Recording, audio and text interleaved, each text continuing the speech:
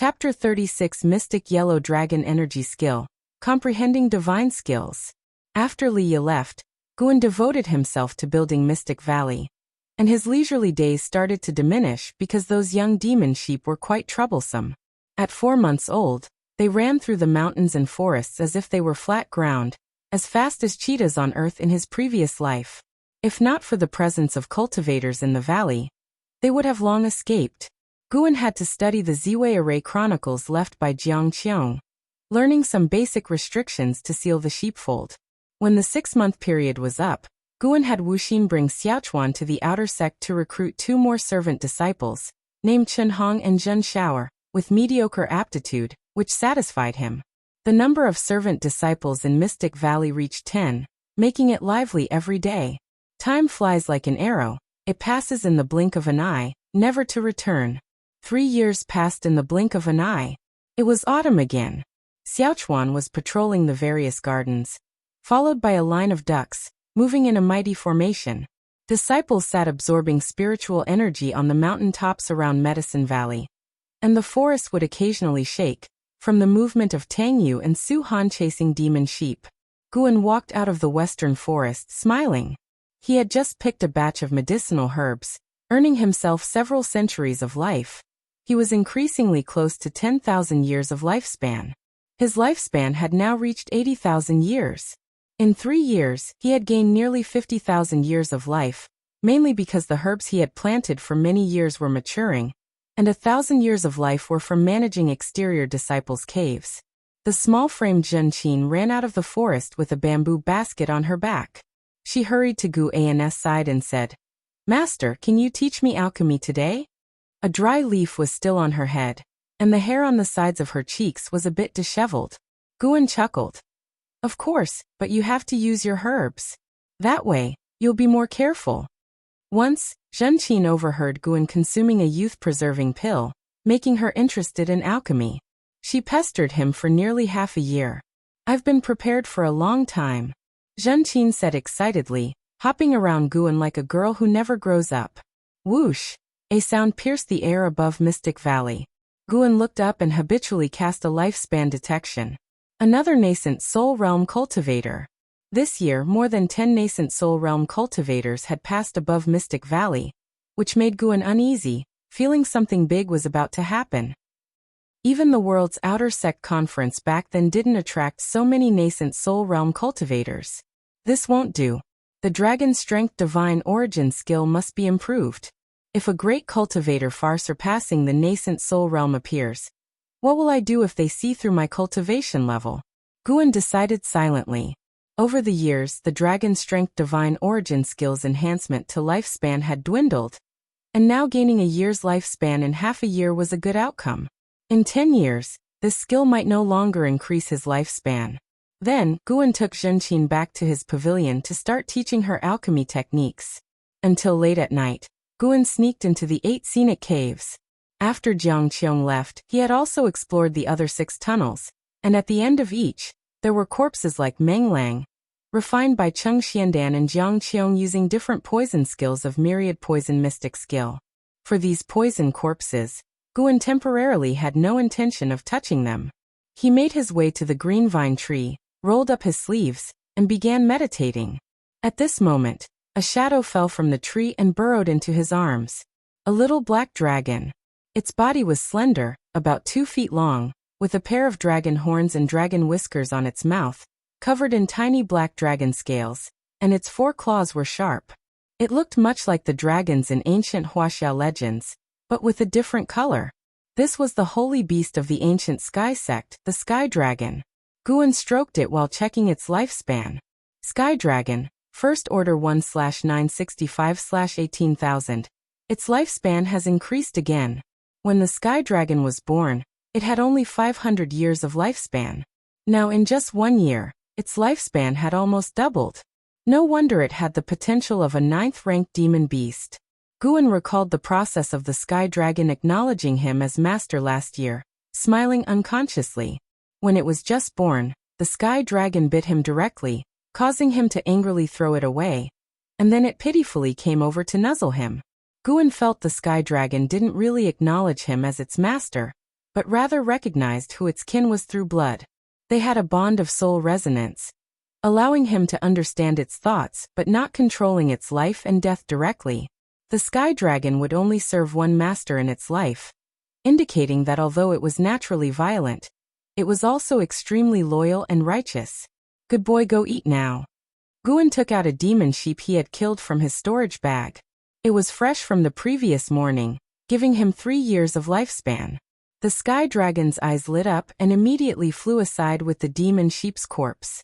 The demon sheep's corpse was several times larger than the sky dragon, but it seemed weightless in its dragon claws. Guan called up the attribute panel and focused on the cultivation techniques section, investing 2,000 years of lifespan into the Dragon Strength Divine Origin skill. The Dragon Strength Divine Origin skill could hide his cultivation level and aura, which was crucial.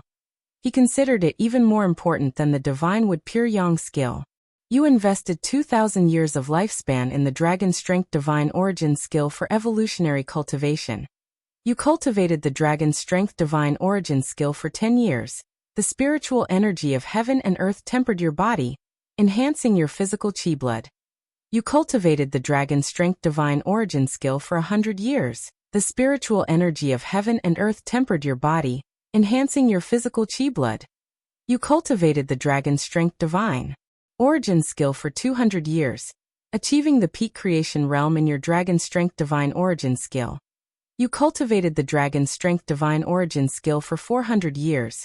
One day, grasping the true meaning of Earth, your Dragon Strength Divine Origin skill returned to simplicity and upgraded to the Earth Lineage Emperor Energy skill.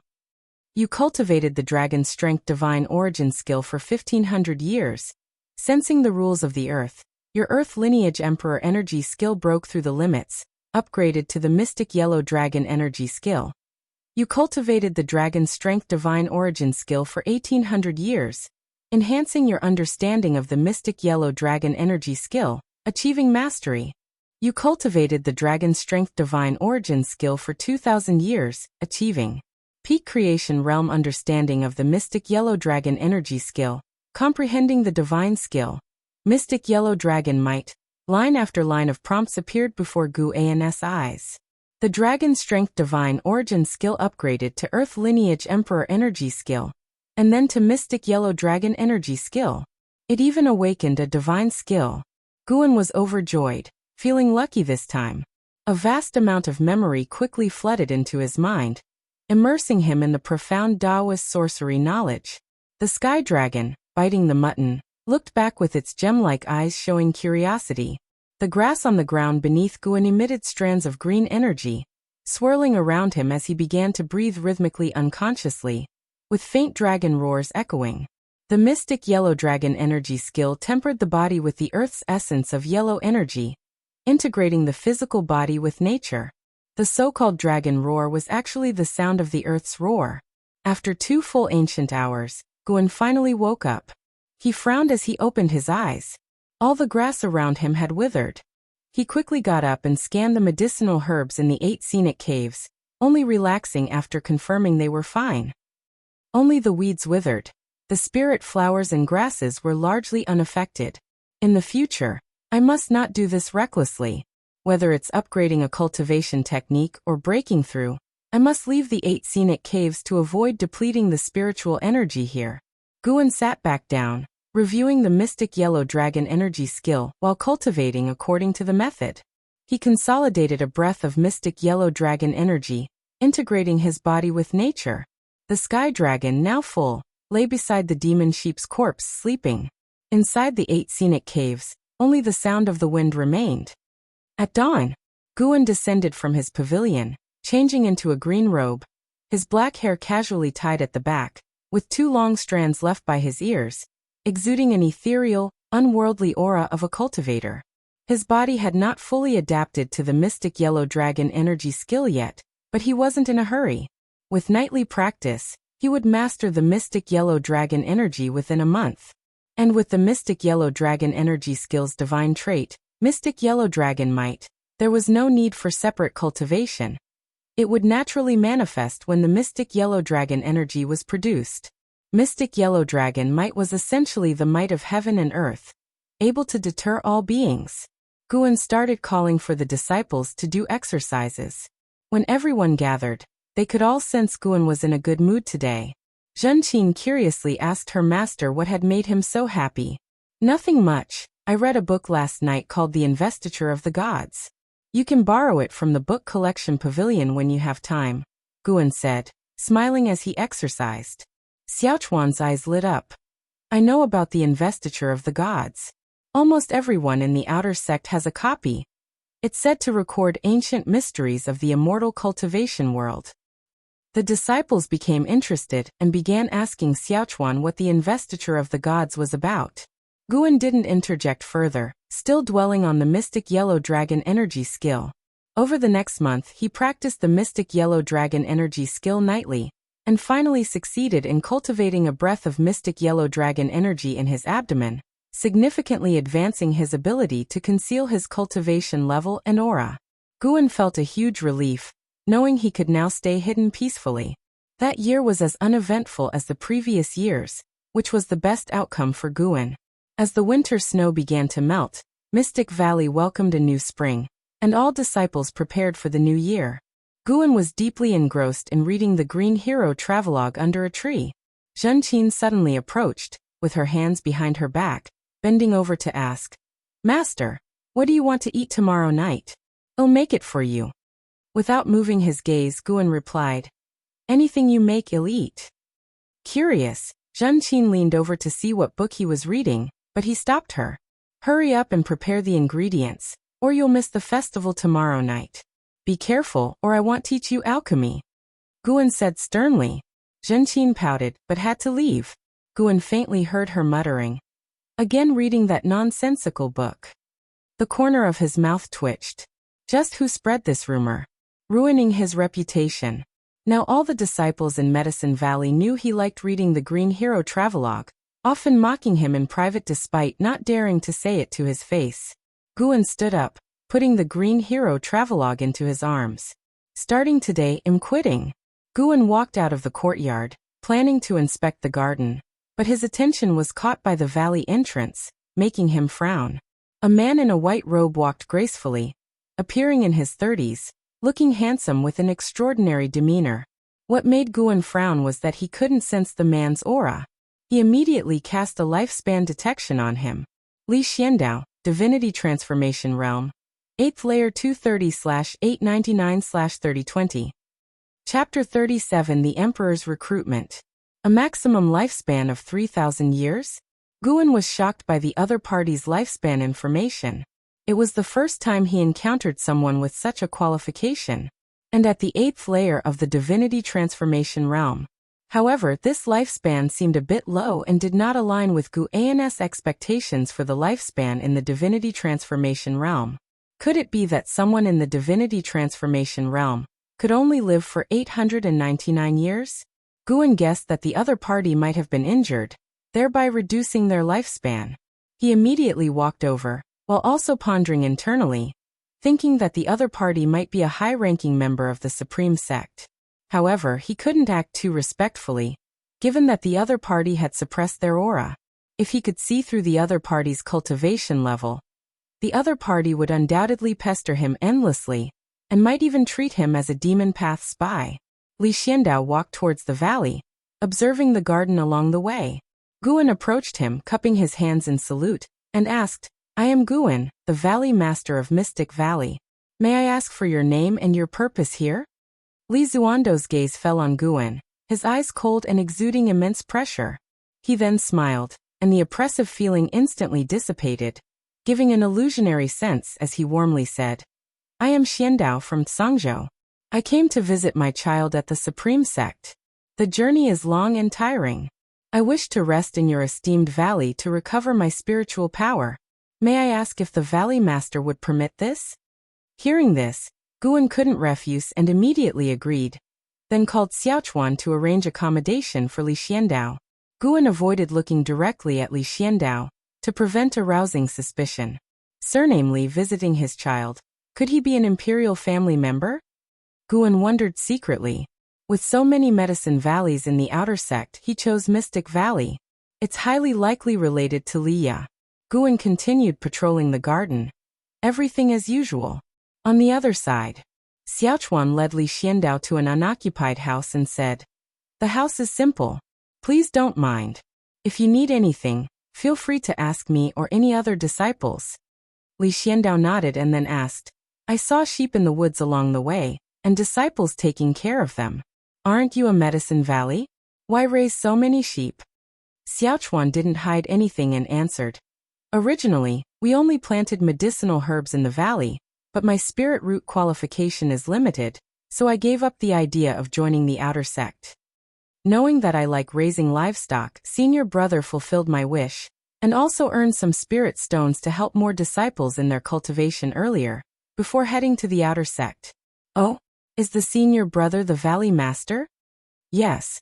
He is truly a good person, considering you all this way." "Indeed, my senior brother is the best person in the world." Hearing Li Zuando's praise, Xiaochuan was delighted and began to praise Guan enthusiastically. This made Li Xiandao more interested in Guan, asking more about his deeds.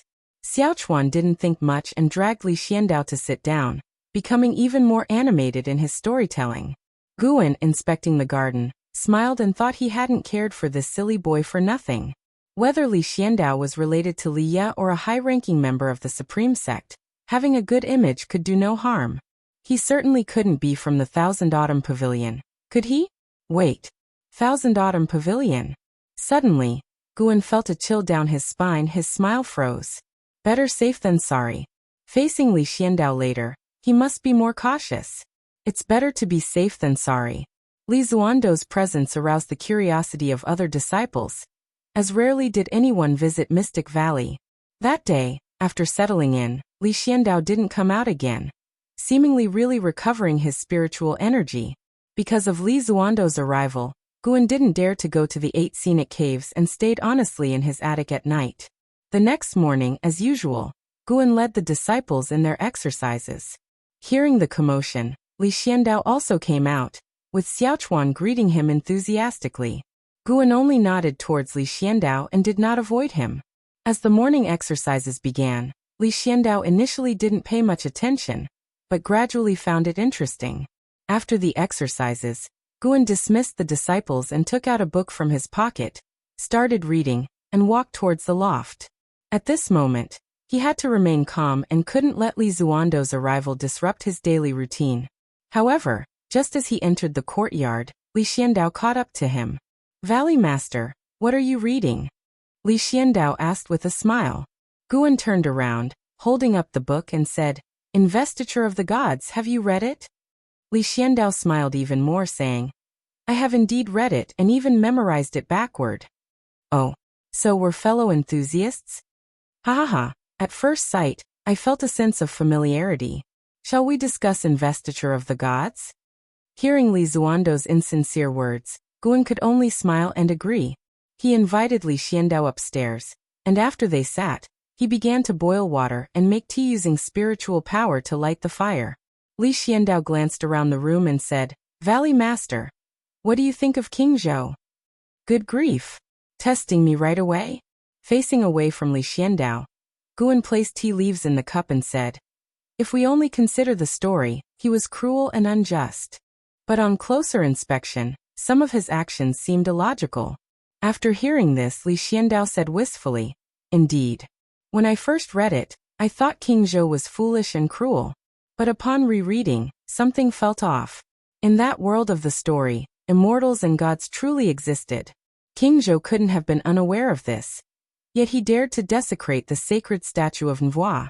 Such actions are not what a monarch should exhibit." And Nvois, who stood high above, didn't punish the mortals who desecrated her directly. Instead, she sent a vixen to corrupt the emperor's heart, leading to chaos in the world. Can such actions be considered those of a god, or even an immortal? Guan turned around, placing the tea on the table before Li Xiandao. He smiled and said, "Indeed, there are many illogical points. But after all, it's a fictional story created for entertainment, so the contradictions are understandable." Unable to discern Li Zuando's identity, he kept his stance vague. Li Xiandao shook his head, saying, "Perhaps the story is fictional, but its depiction of the world is real. That is, above each head, there is divine oversight, and humans cannot surpass the heavens. Guan did not expect him to interpret investiture of the gods in this way. If King Zhou were powerful enough to surpass all the immortals and sects, how would the story be written then? Li Xiandao asked. Guan thought for a moment and said, then the ultimate rival wouldn't be heaven-reaching sect master, but King Zhou. Li Xiandao paused, unable to keep a straight face, and began to laugh. He picked up the teacup, blowing away the steam. Guan couldn't discern his smile, so he kept silent. After taking a sip of tea, Li Xiandao began to inquire about Mystic Valley's planting, asking even about cultivation details, to which Guan answered one by one. You joined the Supreme Sect not to seek immortality, but to cultivate flowers and herbs. Is this out of necessity or genuine interest? Li Xiandao asked. Guan smiled bitterly and said, it's both necessity and interest. Each of us has our pursuits. Immortality is not the only meaning in life. Of course, if I had excellent qualifications, I would also pursue immortality. Li Xiandao teased. You truly are an interesting person, speaking so candidly. In this life, looking back at the past and towards the future, it boils down to finding joy in hardship. Guan shrugged in response. He grew increasingly suspicious that Li Xiandao was someone from the Thousand Autumn Pavilion, trying to test his stance on Mystic Valley. Li Xiandao placed the teacup down and asked, what do you think of the current emperor? Do you believe he is like King Zhou? Guan was taken aback. This topic shift was too abrupt. How did it suddenly jump to the emperor of the Taizong dynasty? Could he not be from the Thousand Autumn Pavilion, but really a relative of Li Ya? Guan's mind raced and he said, I don't know much, for before joining the Supreme Sect, I was merely a house servant. I haven't heard any outside news in this Medicine Valley. Why, has the emperor done something? Li Xiandao smiled. Not really, but he's been on the throne for too long. There's much debate both in the court and among the people.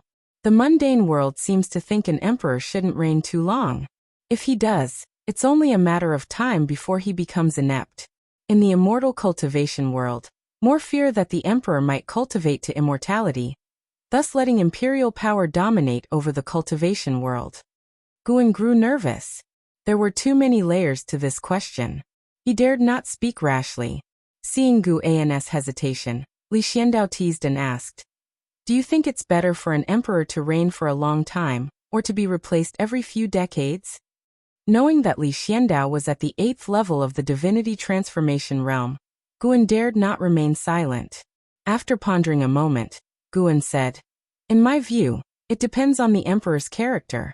If he is virtuous and governs well, a long reign poses no issue. However, if he is imminent yet passes the throne to a foolish son, it's a disaster for the people. The common folk live only around 100 years. If life is hard during their time, they will blame the emperor for abdicating. Li Xiandao laughed again, and Guan could distinctly feel his improved mood.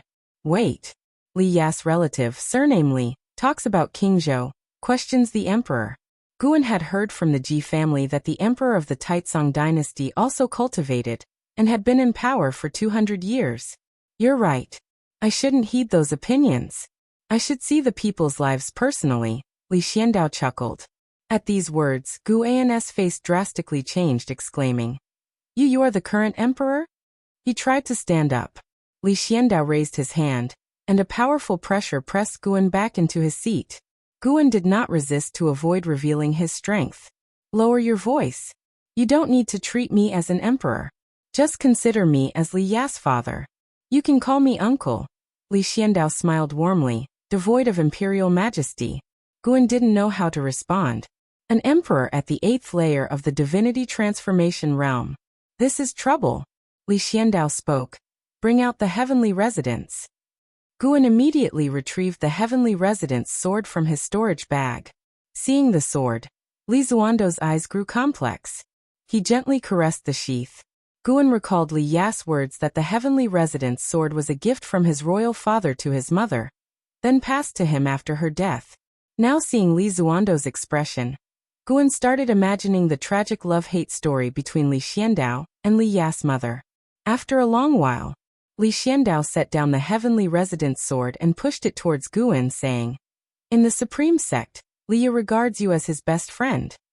I heard you saved him. Thus, this sword is now yours. I reward it to you. From now on, you are the master of the heavenly residence sword. Moreover, I plan to establish a medicine valley near the Supreme Sect, planting many high-rank medicinal herbs. You are to manage it for me. I will ensure your efforts are worthwhile. In time, I will help you achieve foundation establishment. Even core formation won't be difficult. Yet remember one thing, though you appear as a disciple of the Supreme Sect, your allegiance is to me." Chapter 38. Hateful Heaven Divine Sword, Supreme Sect's Astonishing Incident.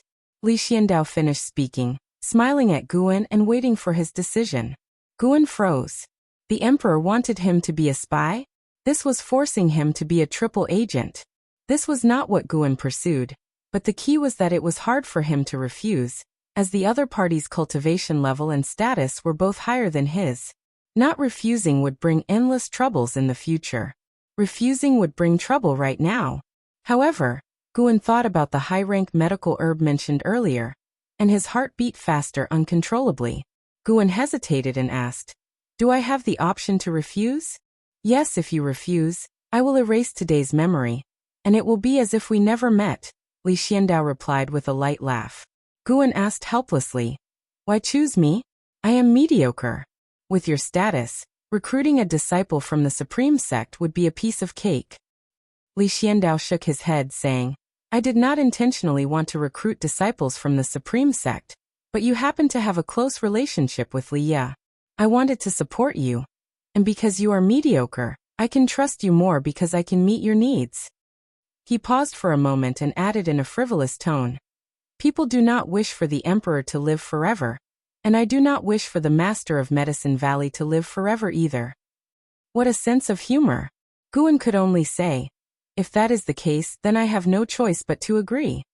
Several decades later, when you look back, you will not regret today's decision, Li Xiandao said with a smile, his tone full of heroism.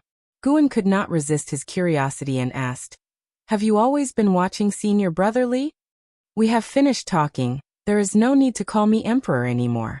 You should call me Uncle instead so it feels more like family," Li Xiandao said with a stern face. Guan saw that he did not seem to be probing. Thus he called him Uncle.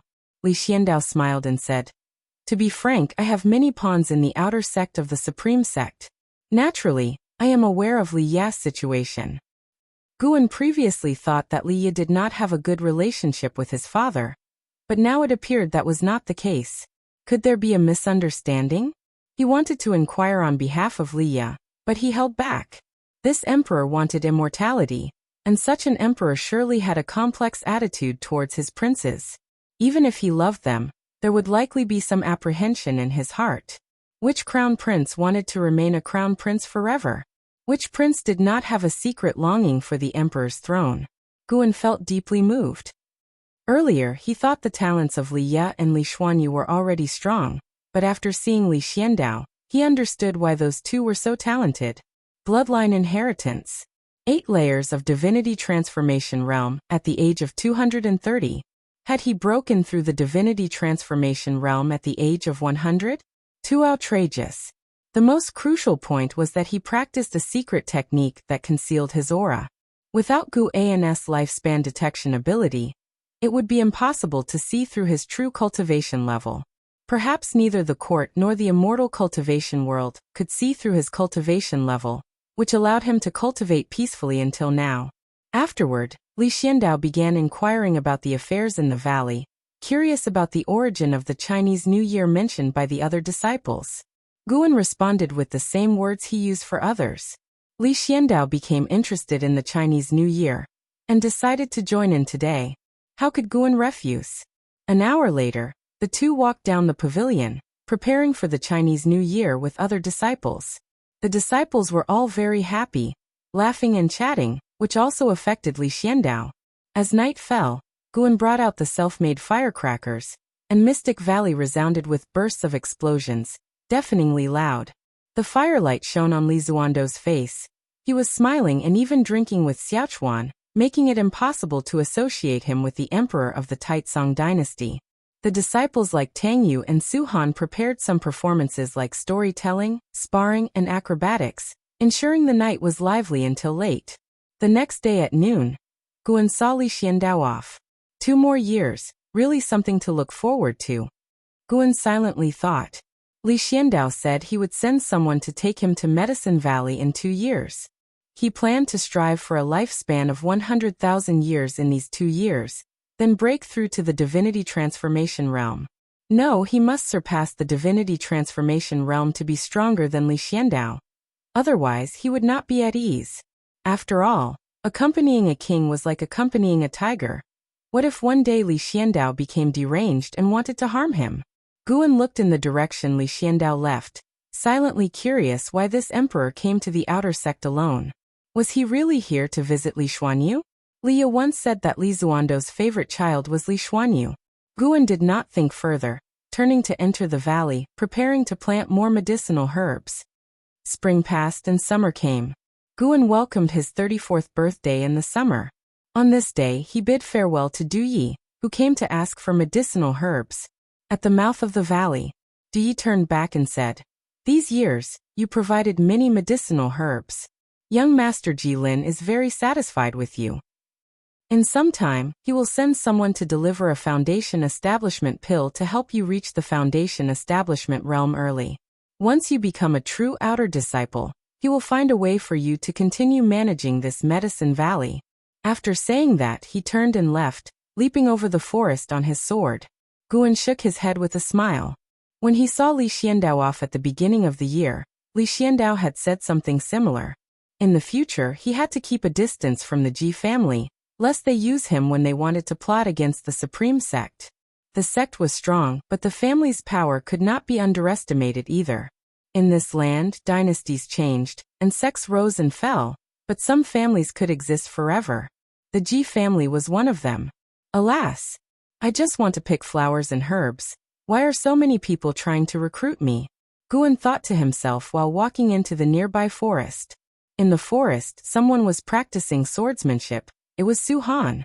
Now Su Han had reached the 7th layer of the energy cultivation realm, second only to Guan and Tang Yu in the valley. Tang Yu practiced leg techniques, while Su Han focused on swordsmanship. However, the swordsmanship he practiced was taught by Li Ye, not considered profound. Guan watched him practice swordsmanship from a distance, hesitating whether to give him some pointers. Su Han was diligent and industrious in his daily work in cultivation, leaving Guan with no complaints. Wait. No, he was not practicing the Li family's 7 swords. Looking closely, Guan realized it was the first time he saw this sword technique. Did this boy also have a fortuitous encounter? When did this happen? Guan was curious and deliberately stepped on the fallen leaves, making some noise. Practicing swordsmanship, Su Han noticed Guan's arrival. He immediately stopped and turned to greet Guan Xiaohan. Entering the outer sect depends on cultivation level. Why do you practice swordsmanship so diligently? Guan asked with a smile. Su Han scratched his head with his left hand and said, I am not in a hurry to enter the outer sect. I want to master swordsmanship first. Why do you think so? Entering the outer sect means taking on missions. If my skills are not strong enough, it will only cut off my future. Su Han's answer made Guan laugh. This kid knew exactly what he liked. Guan curiously asked, Is your swordsmanship inherited from your family? Su Han nodded and said, It is my father's swordsmanship, but it is too profound. I have only managed to comprehend it recently. Your father must have been impressive. Although I do not practice swordsmanship diligently, I have seen many exquisite sword techniques in the outer sect, none as good as the one you displayed just now. Guan asked curiously. Su Han shook his head and said, My father was just a useless person. Since I can remember, he was blind, without any spells. He passed away when I was 7. Later, I found this swordsmanship manual in his baggage. Saying this, he took a sword manual out of his pocket and directly handed it to Guan. Guan took it and raised an eyebrow slightly. Hateful Heaven Divine Sword. What a strange name. Seeing this name, Guan immediately wanted to expel Su Han from Mystic Valley. This guy clearly carried a grudge. Guan skimmed through it. With his achievement in the nascent soul realm of the 9th layer, it was enough to remember it perfectly. However, mastering it still depended on one's aptitude in swordsmanship. He handed the sword manual back to Su Han and pondered. This swordsmanship is indeed exquisite, but its mental method seems somewhat sinister. Do you really need to practice it? This swordsmanship required tempering the internal organs with sword qi, causing unimaginable pain to the practitioner. Moreover, some of the guidelines were beyond Gu An's understanding. Based on his sword Dao accomplishment, he could assert that this swordsmanship was very dangerous. Su Han was taken aback and asked, "Master, do you think I should not practice it?" Guan shook his head and said, "I just think this swordsmanship may bring you suffering. I do not know your background, so I cannot understand your feelings. Whether you practice it or not is up to you. If you choose not to, you can stay in Mystic Valley as long as you want. You will always be my student." Hearing this, Su Han felt touched. He put the Hateful Heaven Divine Sword back in his pocket and nodded heavily. Guan took a book out of his pocket, the latest volume of Investiture of the Gods, given to him by Du Yi. Du Yi said Jilin was obsessed with this book, causing his followers to read it as well. "The book you wanted." Guan handed Investiture of the Gods to Su Han, and then turned to leave. Su Han held Investiture of the Gods, smiling. Returning to Medicine Valley, Guan began observing other servant disciples. First Liya, then Wuxin, and now Su Han, all with unusual backgrounds. Mystic Valley was too mysterious. Something felt off. An hour later, Guan returned to his pavilion. The other servant disciples did not appear to have any issues, allowing him to feel somewhat at ease. On second thought, it made sense. To join the immortal cultivation world, one must have an extraordinary background or experience. In their eyes, they were the protagonists. Until late at night, Guan quietly entered the 8 scenic caves. After playing with the sky dragon for an hour, he took out the heavenly resident's sword and began practicing the Hateful Heaven Divine Sword. Multiple skills did not burden oneself. He decided to practice it until it was included in his attribute panel first. Suddenly, the sound of wind whistling through the branches of the green vine tree arose. The sound of a sword blade slicing through the air. In the distance, the sky dragon watched curiously, its dragon eyes reflecting Gu An's sword training. At the end of summer, Guan went to the outer gate city. First, he visited the elixir hall to submit a year's worth of medicinal herb harvest, then went to the book collection hall to submit a manuscript. Since Investiture of the Gods became popular, Elder Lu Chong valued him greatly, always receiving him personally, afraid word would leak out. Lu Chong mentioned fearing Gu An's reputation would be exposed, and he would be abducted by the demon path, causing the book collection hall to lose substantial spirit stone revenue. This made Guan even more cautious. After completing official business, Guan visited Lu Jiujia, who was delighted and invited him to visit Yilan together, whom she happened to be in the city. Not all outer disciples opened caves in the outskirts since constructing a cave was expensive. Most disciples chose to live within the outer gate, enjoying the outer gate's spiritual energy. In the courtyard, after sitting down, Lu Jiujia poured wine for Guan and said mysteriously, "Something big happened in the Supreme Sect." Chapter 39. Nascent Soul Blocks the Path, Despicable. What's the big event? Guan asked with a smile. Upon arriving at the outer gate city today, he indeed sensed the atmosphere was off, an indescribable tension in the air. Yilan spoke up. The sect leader and one of the elders are fighting for power. Recently, the emperor came to the Supreme Sect and appointed that elder's direct disciple as the national master, granting him a high-ranking official position and announcing it to the world. This boosted the morale of the people aligned with that elder, and they have been spreading unfavorable rumors about the sect leader. Lu Jiujia, slightly peeved as Yilan had spoken first, quickly added after she finished. The sect leader's domineering ways have offended many elders. Over the years, disciples have repeatedly suffered injuries and deaths, with demonic invasions occurring in territories outside the outer sect. Many elders are unhappy about this. Now that the emperor supports the sect leader's opponents, their restraint is broken, and thus chaos ensues. Guan curiously asked, "Doesn't the sect leader have absolute power?" Isn't he the strongest cultivator in the Supreme Sect? Of course not. The sect leader is elected by collective support from the elders. Within the Supreme Sect, the highest cultivation level does not belong to the sect leader, but to the true inheritor. It's said he is the most talented individual in the Supreme Sect in a millennium. He often travels and rarely returns. I've heard a rumor that if he wishes to become the sect leader today, by tomorrow, he would be the sect leader. Lu Jiujia replied, his tone becoming excited when mentioning the true inheritor. That impressive? What's his name? Cough cough, I haven't learned that yet. Lu Jiujia feigned a cough, trying to conceal his embarrassment.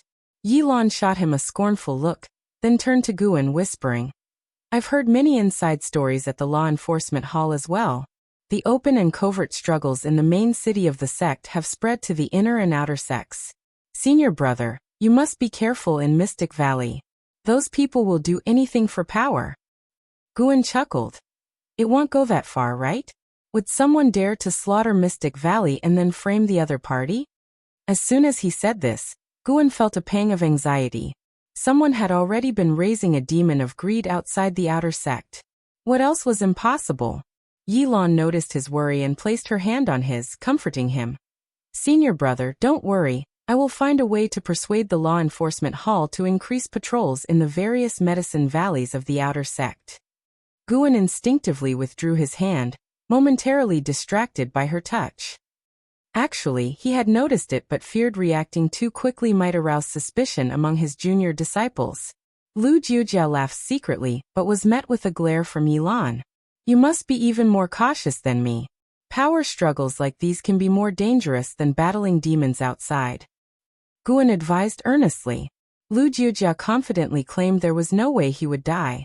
Yilan stated she was in the law enforcement hall, so no one dared to act rashly against her. The law enforcement hall oversaw all departments, offering its disciples power above ordinary disciples, but they had less time for cultivation, having to handle any incident in any department. Guan looked at Yilan with a sigh of relief. In just a few years out of the valley, Yilan had transformed from a little girl following him around into a capable and reliable presence.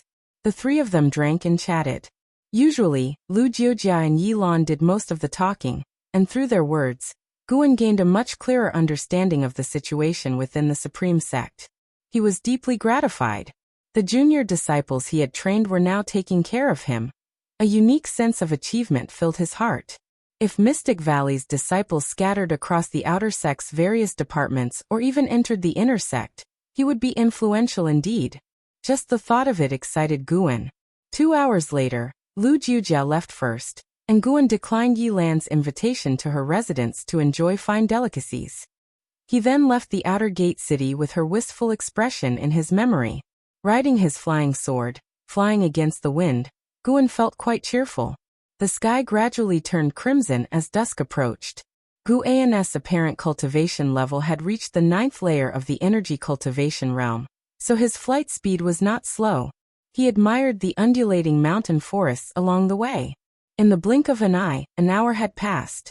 Suddenly, while flying, Guan saw a figure shoot out from the mountain forest ahead, swiftly approaching, causing him to slow down. He saw an old man in white robes, stepping on a sword and holding a wine gourd. His nose red like a date, as if he had just had a heavy drink. Young friend, please stop.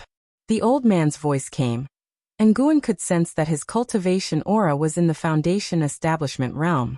But to be safe, he used a lifespan detection. Lin Futian, Nascent Soul Realm First Layer 603/800/840. Well. Nascent Soul Realm. Guan cursed silently. The old man had cultivated a secret technique to hide his true cultivation. The two quickly met in midair, where Lin Futian wore a friendly smile saying, Young friend, I am Lin Kuan, a disciple of the Outer Sect's Law Enforcement Hall. There is something I need to inquire about. Recently, demonic spies have been rampant. Shall we talk in the woods? Guan nodded, realizing that refusing now would hardly be feasible. It was better to play along for the time being. They swiftly descended into the forest, and Guan casually plucked 2 leaves from a tree. Lin Futian took a step forward, cryptically asking, Young friend, have you heard of Su Rui from the Wanin sect? Surui? Very familiar. He was the one I killed.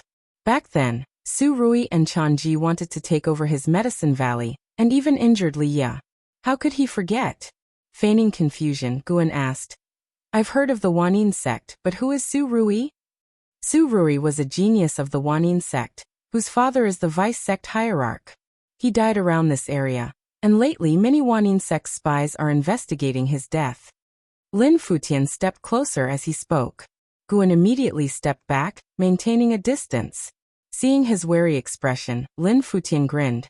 What? Young friend, are you suspecting him a Wanin sect spy? Guan shook his head. I wouldn't dare, senior. I truly haven't heard of Surui.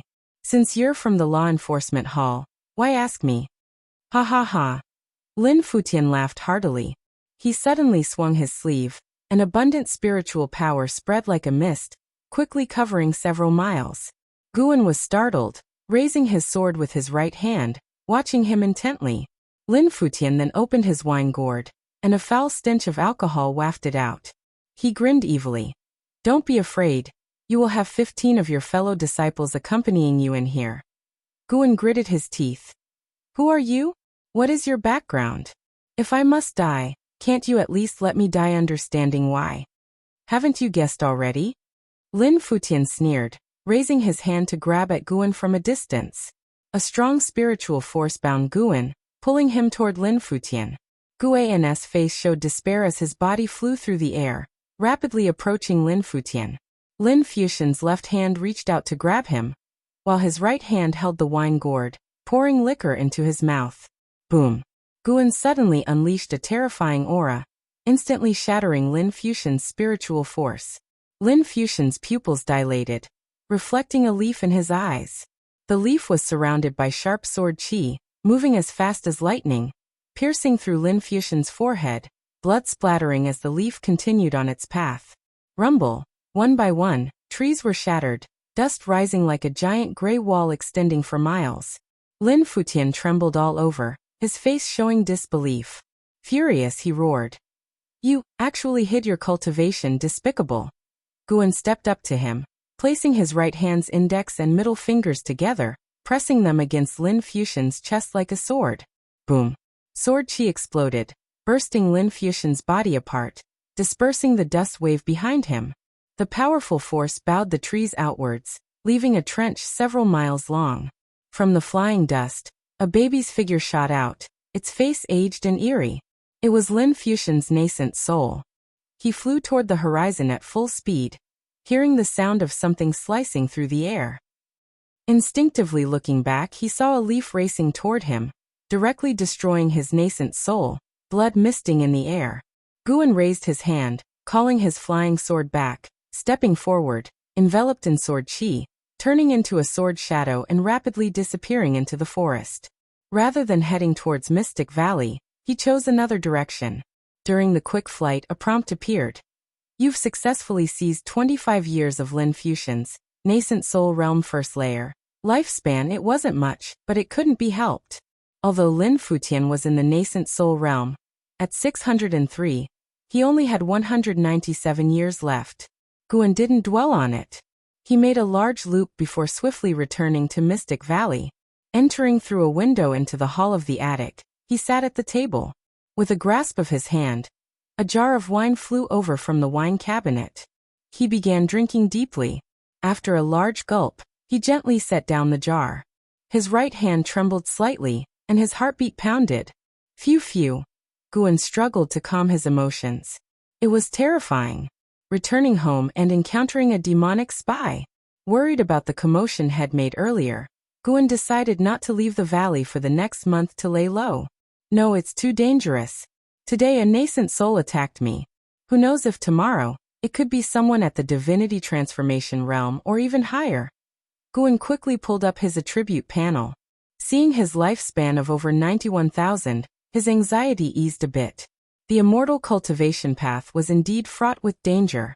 Even a cultivator at the 9th layer of the Qi cultivation realm could be intercepted by a nascent soul great cultivator. Wasn't this frightening? Guan thought of the 15 souls in that wine gourd, feeling a wave of sympathy for them. He planned to aggressively harvest a batch of medicinal herbs to push his lifespan to 100,000 years, hoping to unlock new features, and then use the lifespan immediately. Guan took a deep breath, pulling out his copy of the Green Hero Travelogue to divert his attention. As night fell, cheers erupted outside from the disciples. Guan used divine sense to see that Tang Yu and Su Han were sparring again, with other disciples watching the spectacle. Normally he would join in to watch, but he was in no mood today. Deeply engrossed in the Green Hero Travelogue, he gradually calmed down even though he still felt some lingering worry. After a while, footsteps approached, and soon, the door was pushed open. Zhen Qin hurriedly entered saying, "Master, senior brother and second senior brother are fighting." Her eyes fell on the cover of the Green Hero Travelogue, and she raised her eyebrows slightly. Chapter 40 Here Flying Leaves Again. Lifespan of 100,000 years. Guan closed the Green Hero Travelogue and asked impassively, "Don't they often spar? Why did they actually start fighting?" Zhen Qin withdrew her gaze and said urgently, "Second senior brother executed a sword technique, and first senior brother mocked it for being too soft. Second senior brother got upset, and he has already wounded first senior brother, and refuses to stop." Upon hearing this, Guan immediately stood up. Master and disciple quickly went downstairs. At this moment, the onlookers were no longer cheering but constantly urging Su Han to stop. Under the night sky, Su Han's hair was disheveled, resembling a fierce ghost, swinging his sword madly. His eyes even glowed with blood, while Tang Yu, who faced him, appeared very distressed. His robe was slashed into strips of cloth, and there were 2 shocking wounds on his chest, from which blood gushed, staining his pants red. Wu Xin and Xiaochuan wanted to step forward to stop him, but Su Han's fierce sword moves kept them from getting close. Seeing Guan rush over, the disciples quickly made way. Guan stepped between the two in just a few movements, grabbing Su Han's right wrist with his left hand and blocking Tang Yu's leg with his left arm. Tang Yu was jolted back, astonished.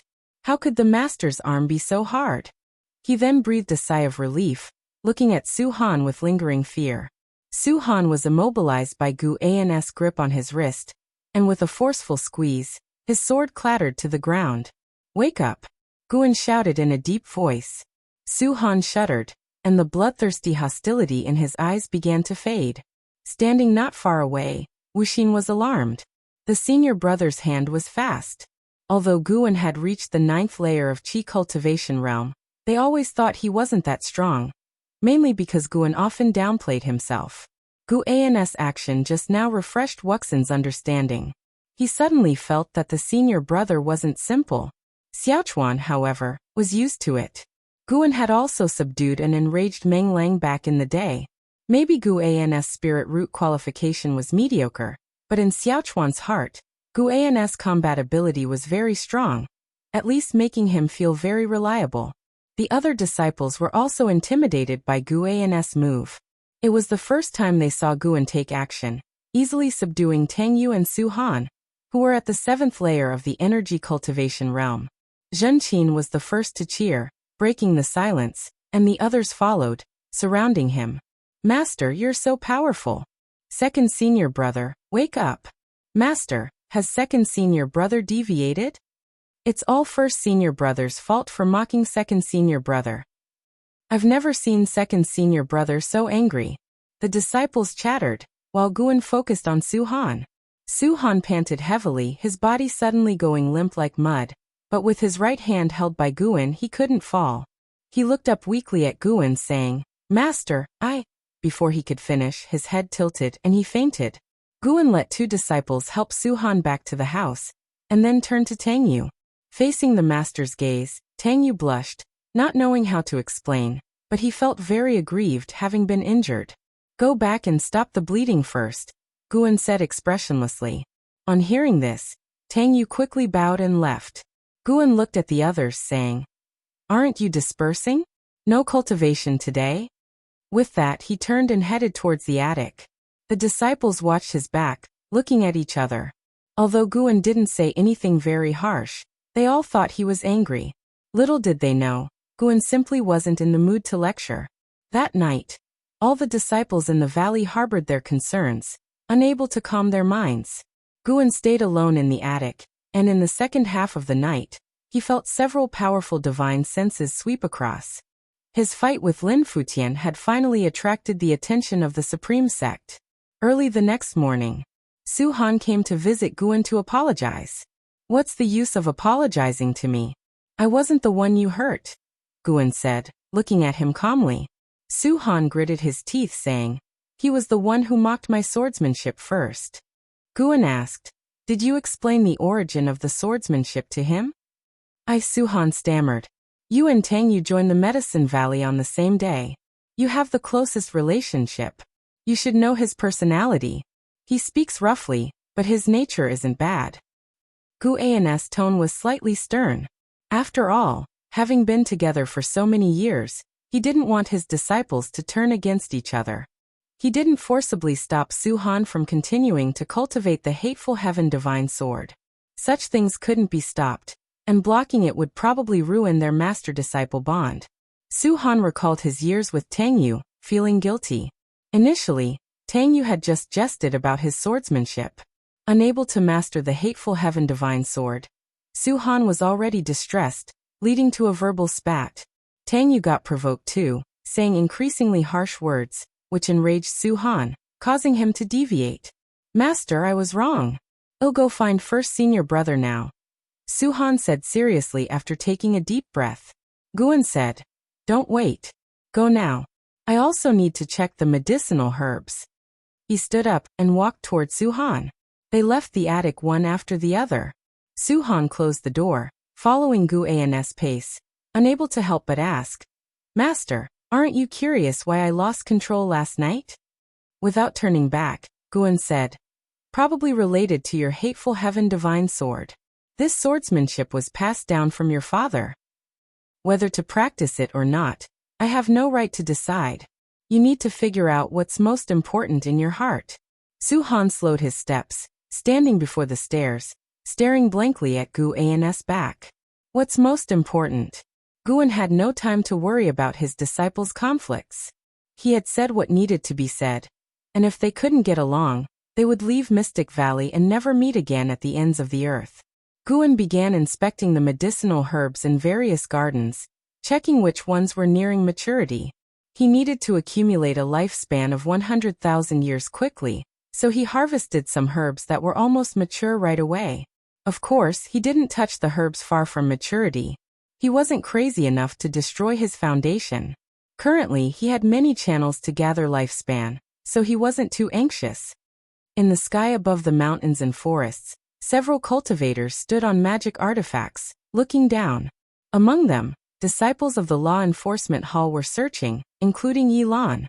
Chu Jingfeng stood on a flying sword, his right sleeve fluttering in the wind, exuding a sense of desolation, no longer carrying the same youthful vigor as before. An old man flew over on a gourd, handing a leaf to Chu Jingfeng, saying, "It should be the work of the flying leaf sword immortal." Nearby, we found the wine soul gourd of Lin Futian, the squad leader of the Wanyin sect, containing the souls of 15 disciples of the Supreme Sect. Chu Jingfeng took the leaf, examining it carefully. The surface was covered with fine sword marks, barely visible at first glance. He pondered, "So the flying leaf sword immortal is indeed one of our own?" The old man nodded. "It seems so. The attack on Zhua Yijian was likely due to factional disputes. Given his power to easily kill Lin Futian, if he intended to kill Zhua Yijian wouldn't have survived." Chu Jingfeng remained silent.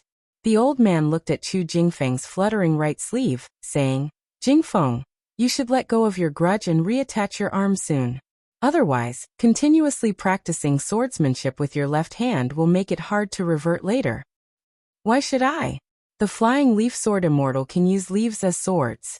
Why must I wield a sword with my right hand?" Chu Jingfeng countered.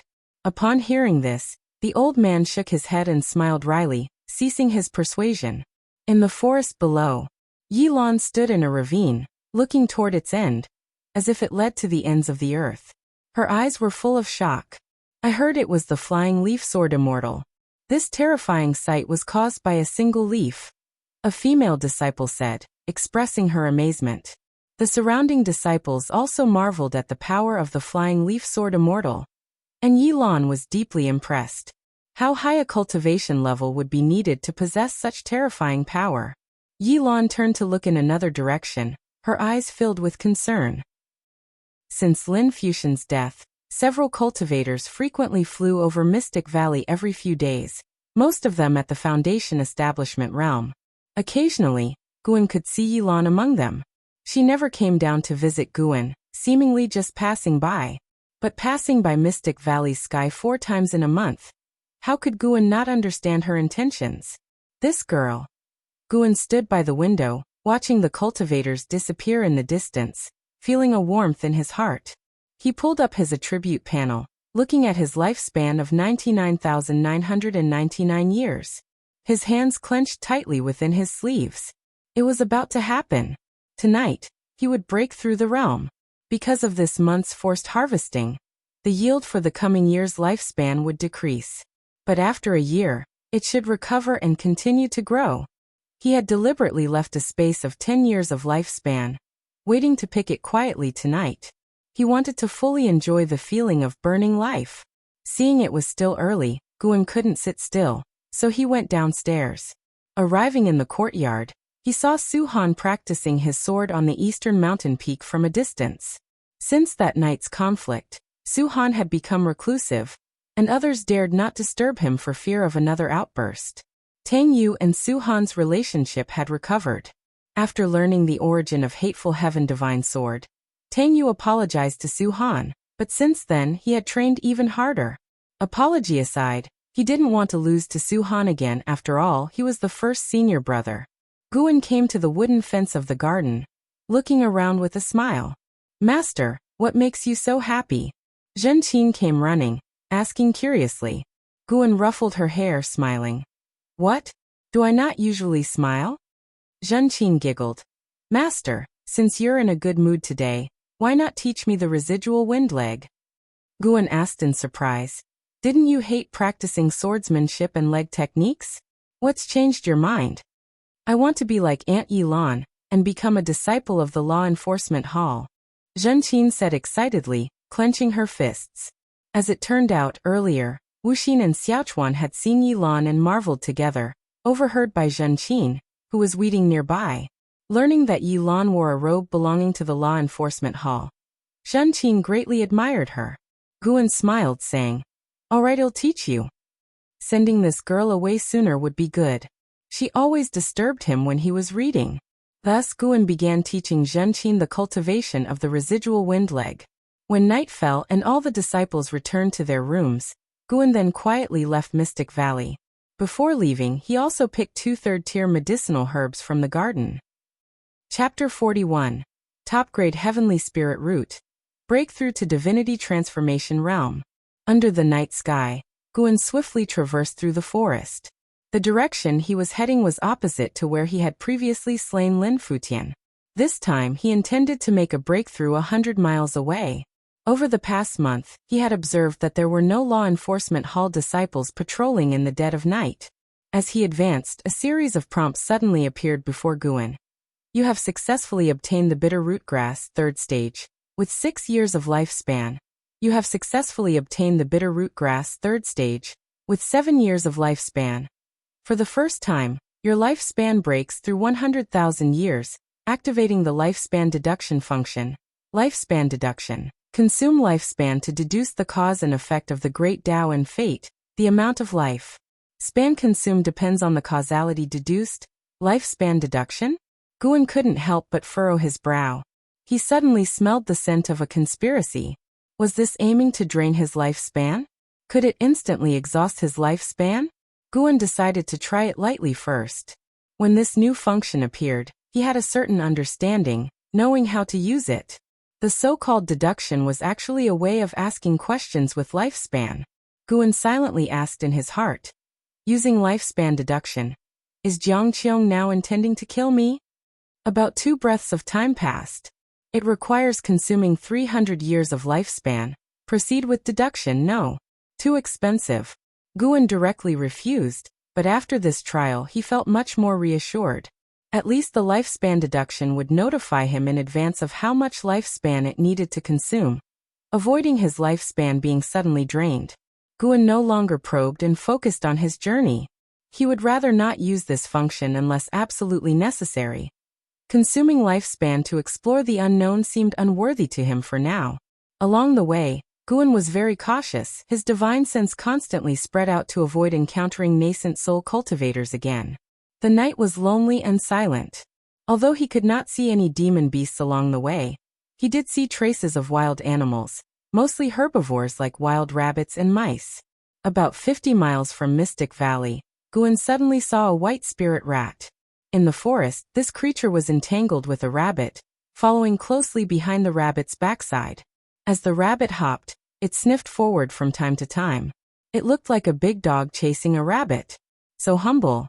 Guan pretended not to see it and quietly left without disturbing the white spirit rat. No wonder this guy keeps running outside all the time. Its actions even resemble a rabbit. Guan couldn't help but laugh and cry as he recalled the scene he had just witnessed. The white spirit rat seemed to be raised poorly, but luckily he still had the sky dragon. Thinking of the majestic demeanor of the sky dragon, Guan's mood improved. Half an hour later, Guan arrived in a dense forest where leaves intertwined thickly. Even if someone flew by above, they wouldn't see him. Guan sat down under a large tree, took a deep breath, and brought up his attribute panel. Looking at his lifespan of 100,003 years, a look of expectation appeared on his face. With a lifespan of 100,000 years, he was indeed wealthy. This time, he could significantly enhance his attributes. Let's enhance the spirit roots first. A greater investment, considering how difficult it is to improve this. How many years should I invest? After hesitating for a moment, Guan decided to be generous and invest directly 10,000 years. You invested 10,000 years of lifespan into evolving your spirit root. You comprehended nature and the heavens for 100 years. Your perception power of 5 elements spirit root improved. You comprehended nature and the heavens for 200 years. Your perception power of 5 elements spirit root improved. You comprehended nature and the heavens for 2,000 years, finally capturing a wisp of heaven and earth's true meaning. Your spirit root underwent a transformation, and your 5 elements spirit root began to evolve into a top-grade spirit root, with wood and earth attributes being prominent. You comprehended nature and the heavens for 4,000 years. Your perception power of 5 elements spirit root improved. You comprehended nature and the heavens for 5,000 years. You felt the arcane of the 5 elements between heaven and earth. Your spirit root qualification went through a qualitative change, and your 5 elements spirit root evolved into the 5 elements heavenly spirit root. You comprehended nature and the heavens for 8,000 years, finally capturing a wisp of the wood spirit law of heaven and earth. Your wood attribute spirit root underwent a transformation, evolving into a top-grade wood attribute heavenly spirit root. You comprehended nature and the heavens for 10,000 years. Your perception power of 5 elements spirit root improved. One line after another of prompts popped up crazily. There were dozens of prompts, which made Guan reluctant to blink. When the last prompt appeared, he immediately activated the lifespan barrier. In an instant, the grass under his feet emitted a shimmering glow. Even the trees behind him glowed with faint green light, and the area within the barrier was illuminated. The 5 elements heavenly spirit root. Guan instantly became excited. The heavenly spirit root was the strongest spirit root he had heard of so far. Even Ji Xiaoyu from the Ji family couldn't compare. The heavenly spirit root usually belonged to a single attribute. However, the cultivation speed of this single attribute was far beyond that of dual spirit roots, like night and day. According to Li Ye, the heavenly spirit root was the darling of heaven and earth. It either required extraordinary fortune to be born, or took generations of effort from a millennium-old family to have a chance to nurture such a spirit root. The Taitsong dynasty currently had only one cultivator with a heavenly spirit root, residing in the Supreme Sect. As for the specific identity, Li Ye didn't disclose. Guan suspected that Li Xiandao was also a heavenly spirit root, but he hid it well. Just as Guan mused, nature's spiritual energy began to pour into his body, making him feel itchy all over, yet indescribably comfortable. Another 10,000 years. In the abundance of lifespan, Guan suddenly felt that 10,000 years was nothing. Thus, he invested another 10,000 years of lifespan into his spirit roots. A series of prompts crazily popped up before him. Spirit root perception power improved. Spirit root perception power improved. As he saw the same prompt repeatedly, Guan's Daoist heart began to tremble. Something's wrong. This is bad. Really bad. Until 5,000 years later, his Earth Spirit root evolved into a top-grade Heavenly Spirit root. For the next 5,000 years, all the prompts were about the improvement of Spirit root perception, like a bottomless pit, continuing until it ended. Guan's heart bled. He practiced the Divine Wood Pure Yang skill, relying on the Wood Spirit root would suffice. In other words, the latter 10,000 years of investment wouldn't increase his cultivation speed again. Spirit roots were determined at birth. In reality, there was no known cultivation technique to enhance the spirit roots. Reaching the 5 elements Heavenly Spirit root from an ordinary 5 spirit roots was already unbelievable.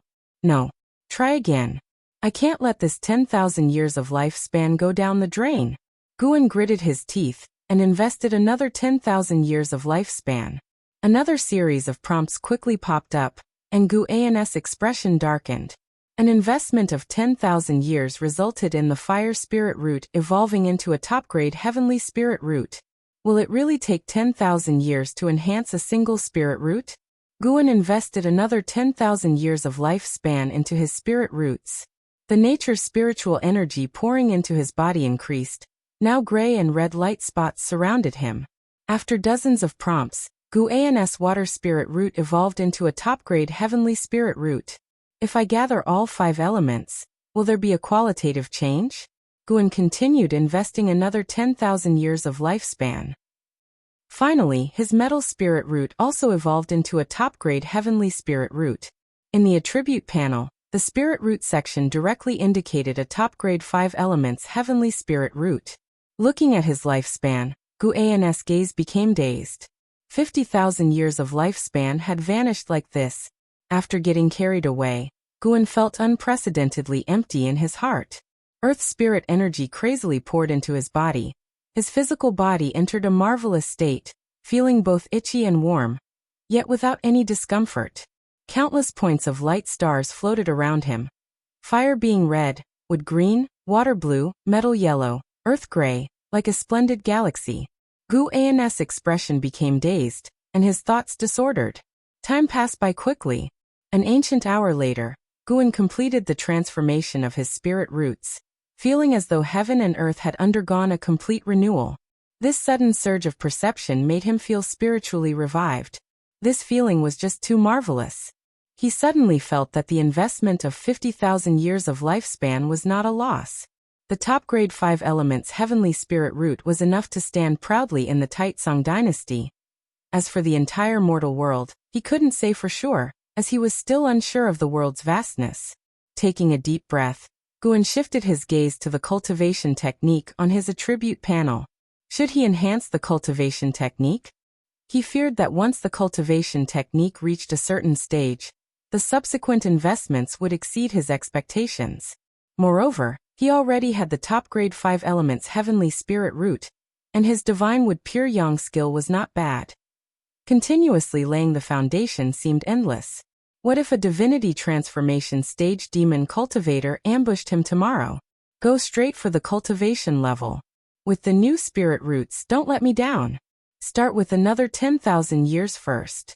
Cultivation level was the most important thing, and worth the big input. Begin investment. You invested 10,000 years of lifespan into evolving your cultivation level. You practiced Qi absorption cultivation for 10 years, with the great accomplishment of Divine Wood Pure Yang skill, forcefully impacting the divinity transformation realm, and beginning tribulation crossing. You did not survive the 5 elements heavenly tribulation, and failed in the tribulation crossing. You practiced Qi absorption cultivation for 100 years, with the great accomplishment of Divine Wood Pure Yang skill, forcefully impacting the divinity transformation realm, and beginning tribulation crossing. You did not survive the 5 elements heavenly tribulation, and failed in the tribulation crossing. Watching the constant prompts of tribulation crossing failure, Guan's expression remained calm. One tribulation crossing every 100 years, he could accept it. He could not believe he would fail 100 times. Fortunately, the situation was not as bad as he thought. You practice chi absorption cultivation for 2,700 years, with the great accomplishment of divine wood pure yang skill, forcefully impacting the divinity transformation realm, and beginning tribulation crossing. You survived the 5 elements heavenly tribulation, succeeded in the tribulation crossing, and broke through to the first layer of divinity transformation realm. You practiced chi absorption cultivation for 3,000 years, and your cultivation level broke through to the second layer of divinity transformation realm. You practiced chi absorption cultivation for 3,200 years, and your cultivation level broke through to the third layer of divinity transformation realm. You practiced chi absorption cultivation for 3,400 years, and your cultivation level broke through to the fourth layer of divinity transformation realm. You practiced chi absorption cultivation for 3,700 years, and your cultivation level broke through to the fifth layer of divinity transformation realm. You practiced chi absorption cultivation for 5,000 years, and your cultivation level broke through to the ninth layer of divinity transformation realm.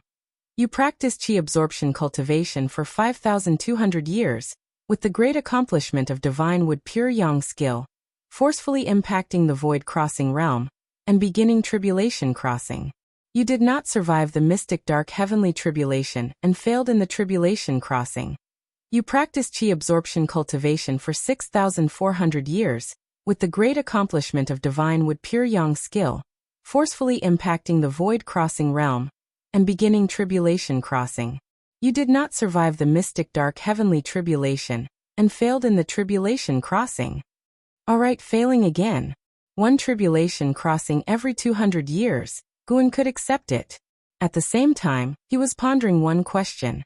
It seemed that spirit root qualification couldn't determine the success rate of tribulation crossing. Could it be that one's own strength was the key to tribulation crossing? Spells, divine skills, formations, secret techniques, magic artifacts, etc. You practiced chi absorption cultivation for 9,600 years, with the great accomplishment of divine wood pure yang skill, forcefully impacting the void crossing realm, and beginning tribulation crossing. You did not survive the mystic dark heavenly tribulation and failed in the tribulation crossing. You practiced chi absorption cultivation for 9,800 years, with the great accomplishment of divine wood pure yang skill, forcefully impacting the void crossing realm, and beginning tribulation crossing. You survived the mystic dark heavenly tribulation and succeeded in the tribulation crossing, breaking through to the first layer of void crossing realm. You practiced chi absorption cultivation for 10,000 years, and your cultivation level increased. Guan brought up his attribute panel, still having nearly 40,000 years of lifespan left, making the corners of his mouth lift uncontrollably. Chapter 42. Breaking through to the void crossing realm, attack of the demon lord. Guan did not continue to advance his cultivation level. He wanted to wait until he reached the first layer of the void crossing realm. He was afraid that the time spent absorbing spiritual energy later would be too long, so it wouldn't be done by daybreak. If the disciples discovered he wasn't in the valley, that would be troublesome. As each hint fell, Guan clearly felt the spiritual energy in the earth rushing upward crazily. With a boom, the ground surged with a wave-like spiritual energy, pulling his robe upward, even messing up his black hair.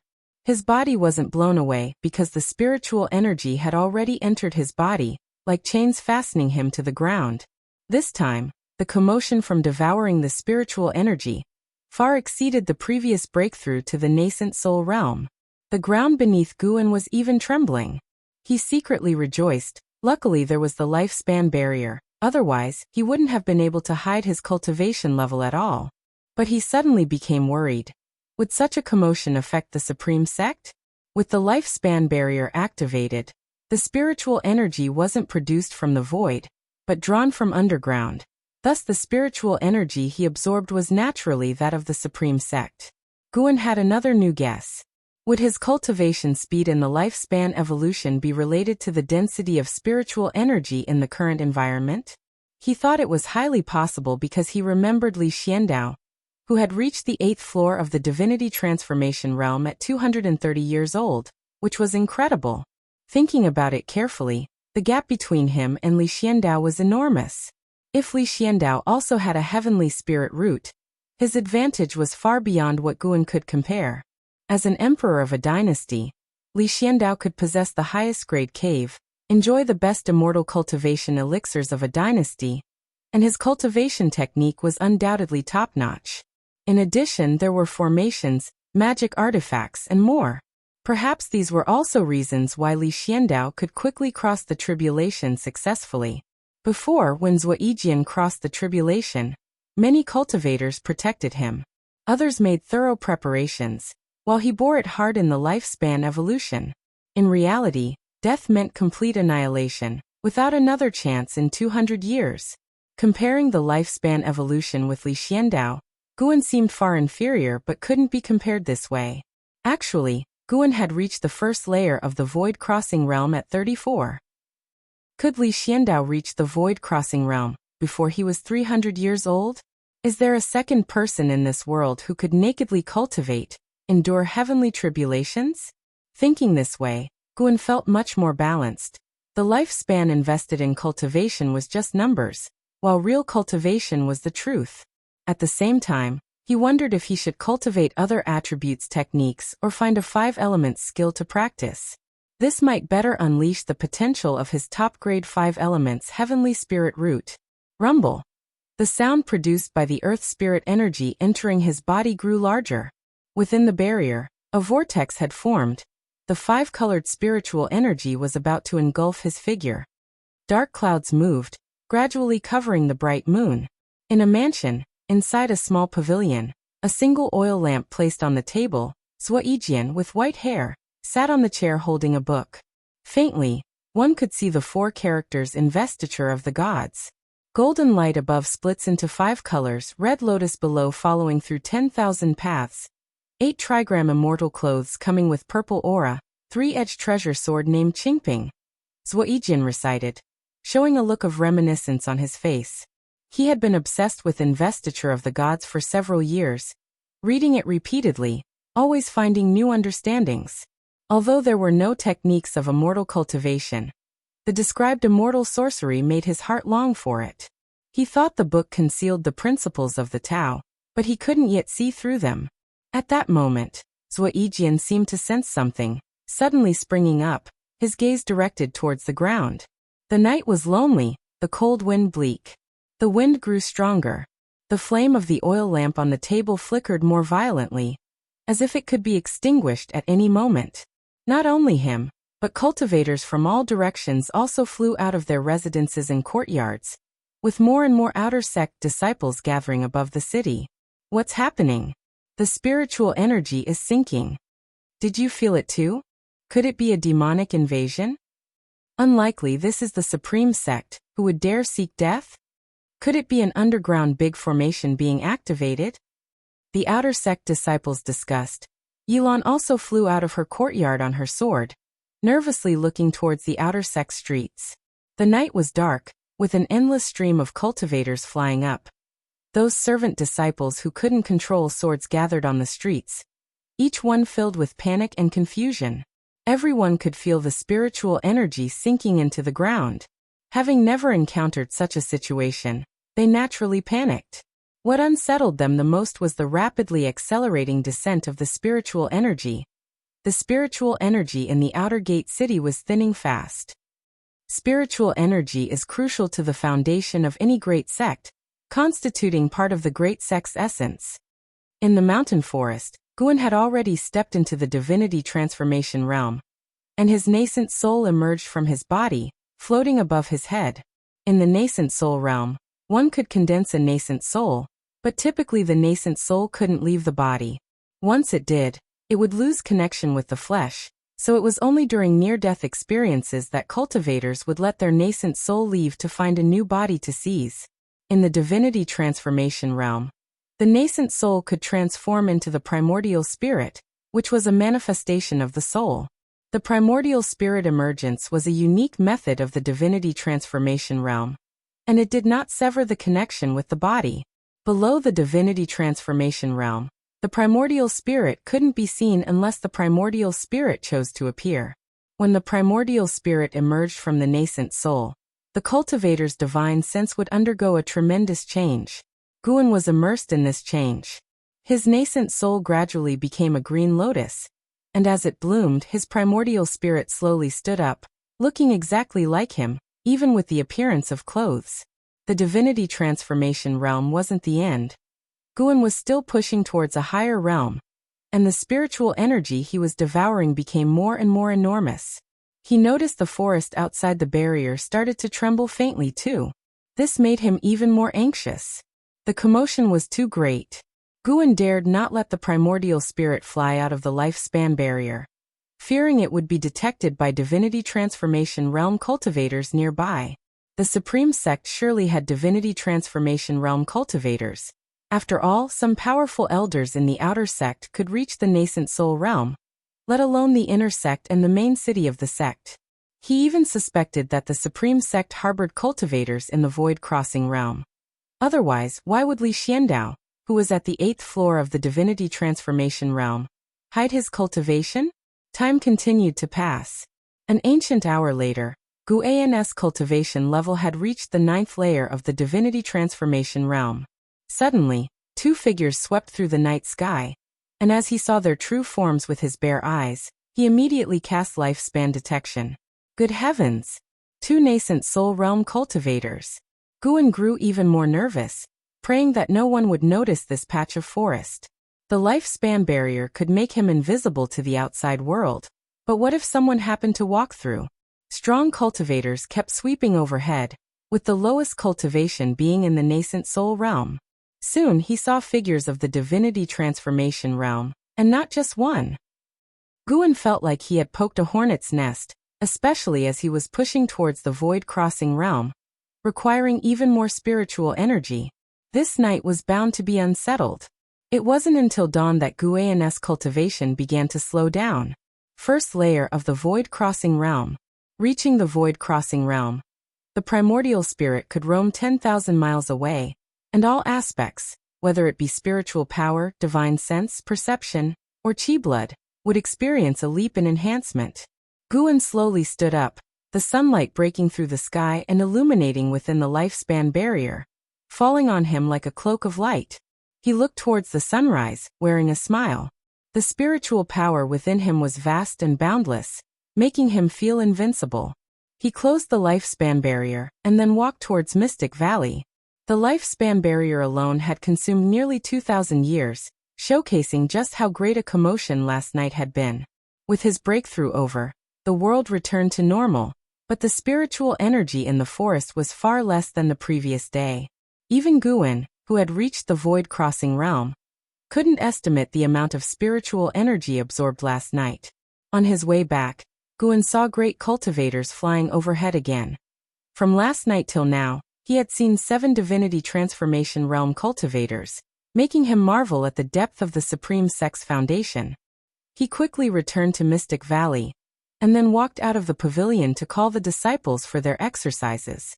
Master, the spiritual energy suddenly sank last night. Did you feel it? Yi Yan asked, frowning as he brought it up. Other disciples also spoke up, expressing their concerns as they had all felt it, fearing the abrupt collapse of Mystic Valley. Guan laughed and said, "This is the Supreme Sect, the safest place in the Taitsong dynasty. How could it collapse?" Upon hearing this, the disciples' concerns eased considerably. Wuxing guessed, it might be related to some formation, probably a great cultivator in the sect breaking through, requiring vast spiritual energy. Clearly, he had encountered this in the Thousand Autumn Pavilion, but couldn't say it out loud. Master, why do you seem somewhat different today? Zhenqin stared at Guan, curiously asking. Guan rolled his eyes at her and said with exasperation, "Every day you think I change. If you want me to teach you some leg techniques, just say it directly." The other disciples burst into laughter, and Zhenqin also smiled embarrassedly. The exercises formally began, and during them, Guan familiarized himself with his new spiritual power. After the exercises, Guan did not return to his room, but walked towards the nearby forest. This time, to break through, he had exhausted quite a lot of medicinal herbs, affecting the harvest for the next 2 years. He had to clear the land to expand more garden areas. Sigh. A mighty void crossing realm, great cultivator planting flowers and herbs for you. The Supreme Sect should indeed be content. Guan thought happily to himself. As he entered the forest, another cultivator flew overhead, reassuring the disciples in Mystic Valley that the Supreme Sect was indeed paying attention to this matter, not leaving them unattended. By midday, Yilan returned to Mystic Valley. After chatting for a while, she finally managed to separate herself from the group of disciples and followed Guan to the pavilion above. After closing the door, she also went to close the windows. Moreover, she took out talisman papers and stuck them on the doors and windows. Guan looked at her nervously and asked, "Junior sister, what are you doing? Should he do it or not?" After completing all the isolation measures, Yilan finally sat at the table, pouring herself some tea as she said, "Senior brother, something major has happened. Perhaps the demon lord is about to attack." Guan was stunned, then sat down curiously asking, "Who is the demon lord and from which sect?" Chapter 43. Do you know what realm is above divinity transformation? My master suspects that the silent karma demon lord of the heavenly extinction sect is imminent. Yilan said solemnly. Guan frowned and asked, "Why make such a conjecture?" Last night, the spiritual energy of the outer sect was drained, and it even affected the inner sect. Coupled with the recent killing of Lin Futian from the Wanyin sect by the Flying Leaf Sword Immortal, all these incidents combined prove that the demon path is preparing to besiege the Supreme Sect. Draining the spiritual energy of the outer sect is the first step in their plan. Among the demon path, only the silent karma demon lord of the heavenly extinction sect can accomplish this. His heaven-swallowing demon skill is said to be able to make the life force of an area disappear within 1,000 miles, Yilan said, a look of fear flashing through her eyes. Guan was somewhat choked. It was he who killed Lin Futian, and did what happened last night. Is the demon path taking the blame for him? Although Guan was passively forced to become a spy for the Thousand Autumn Pavilion, he never considered himself a demon cultivator. He thought for a moment and comforted her. "Junior sister, don't worry. If the sky falls, the tall ones will hold it up. The Supreme Sect is the #1 sect in the Taitsong dynasty. Even if the demon path attacks, how difficult would it be to shake the Supreme Sect?" Yilan took a deep breath and looked at Guan with a determined expression.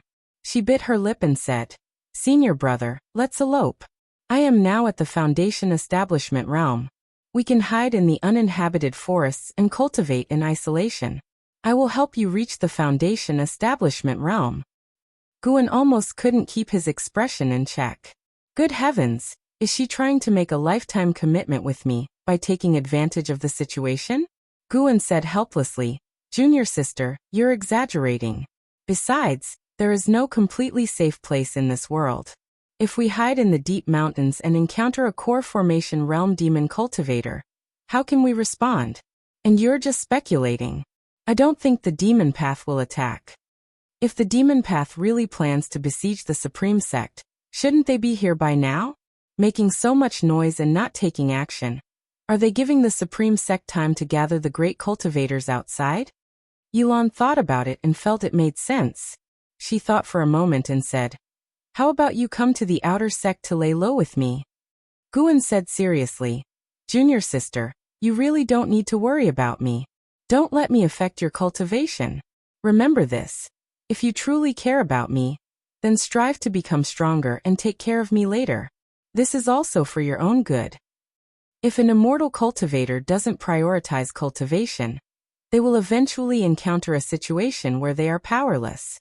Yilan felt ashamed, realizing that she was indeed a bit hasty. "Senior brother, I am now at the 9th layer of the energy cultivation realm.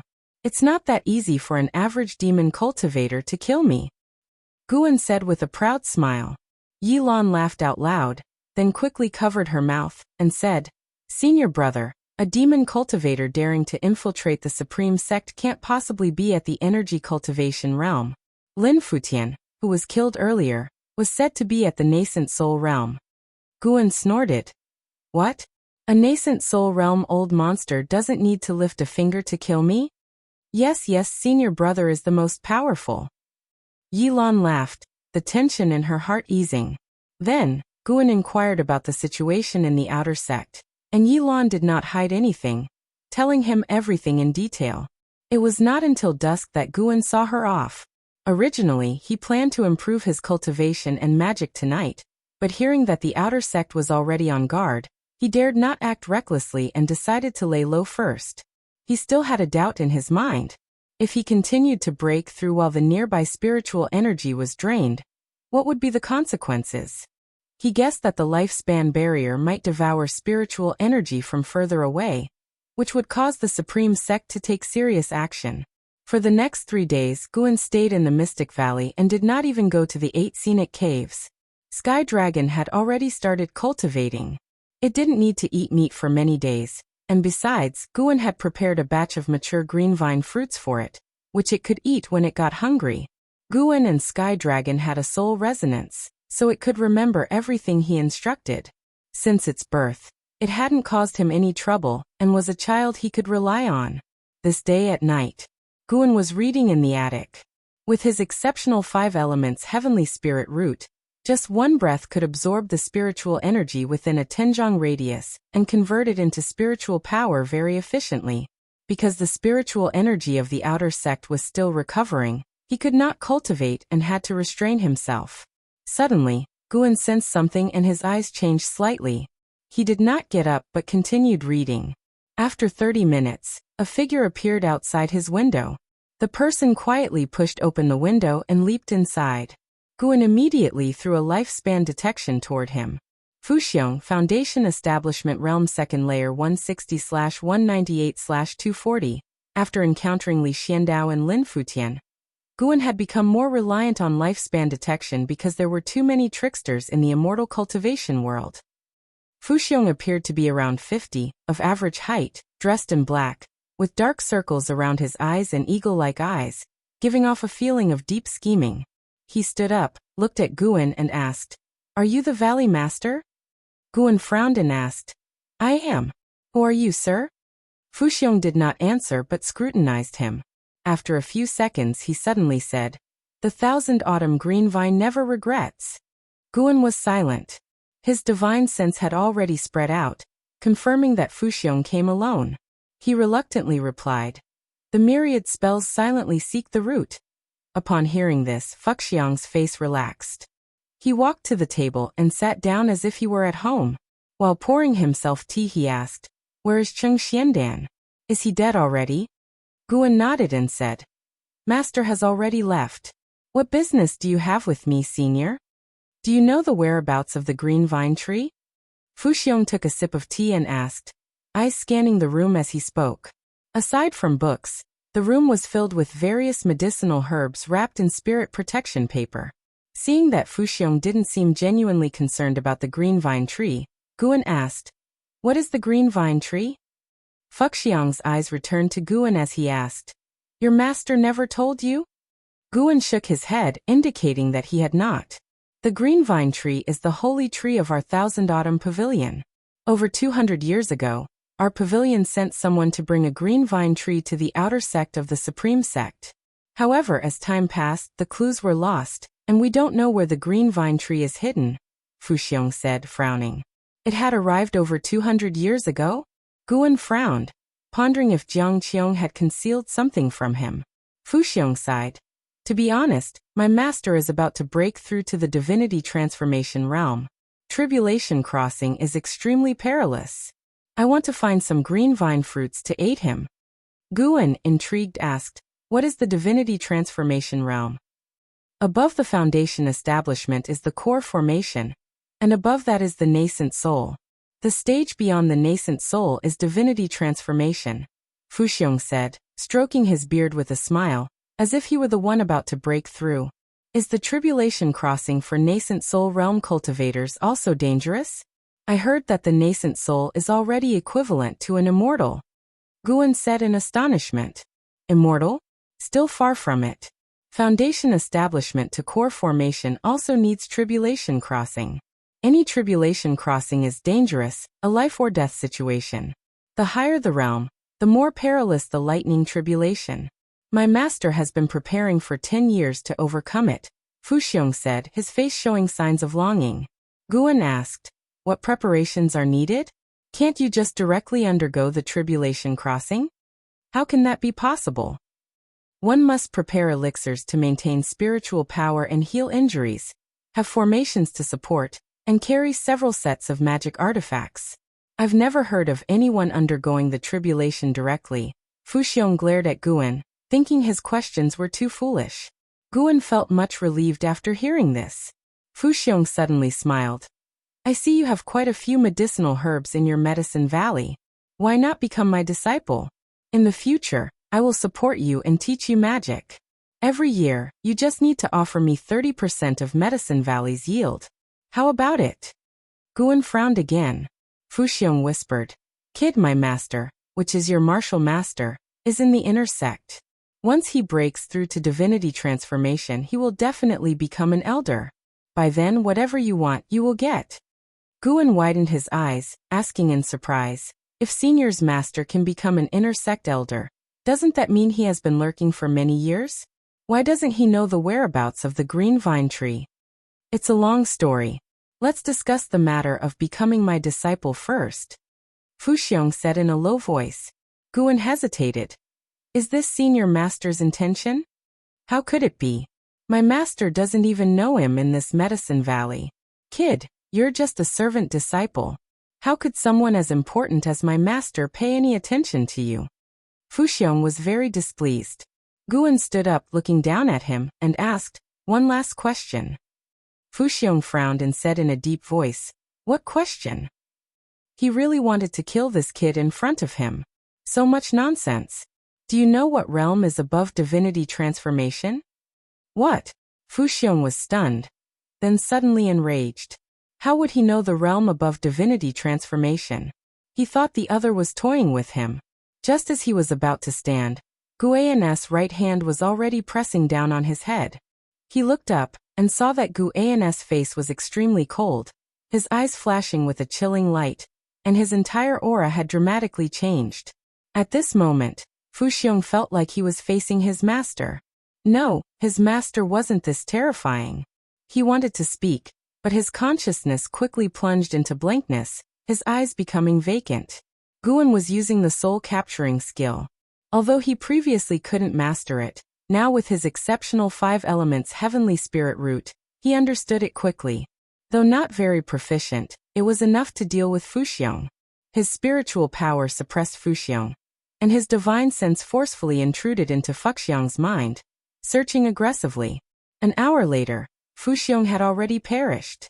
Guan reopened his eyes, breathing a sigh of relief.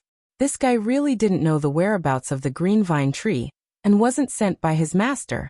Guan moved his right hand upward, lifting Fuxiong into the air. Spirit power fire emerged from his palm, starting to incinerate the other's body. He closed his eyes, not daring to watch the gruesome spectacle. The spirit fire of the void-crossing realm was immensely powerful.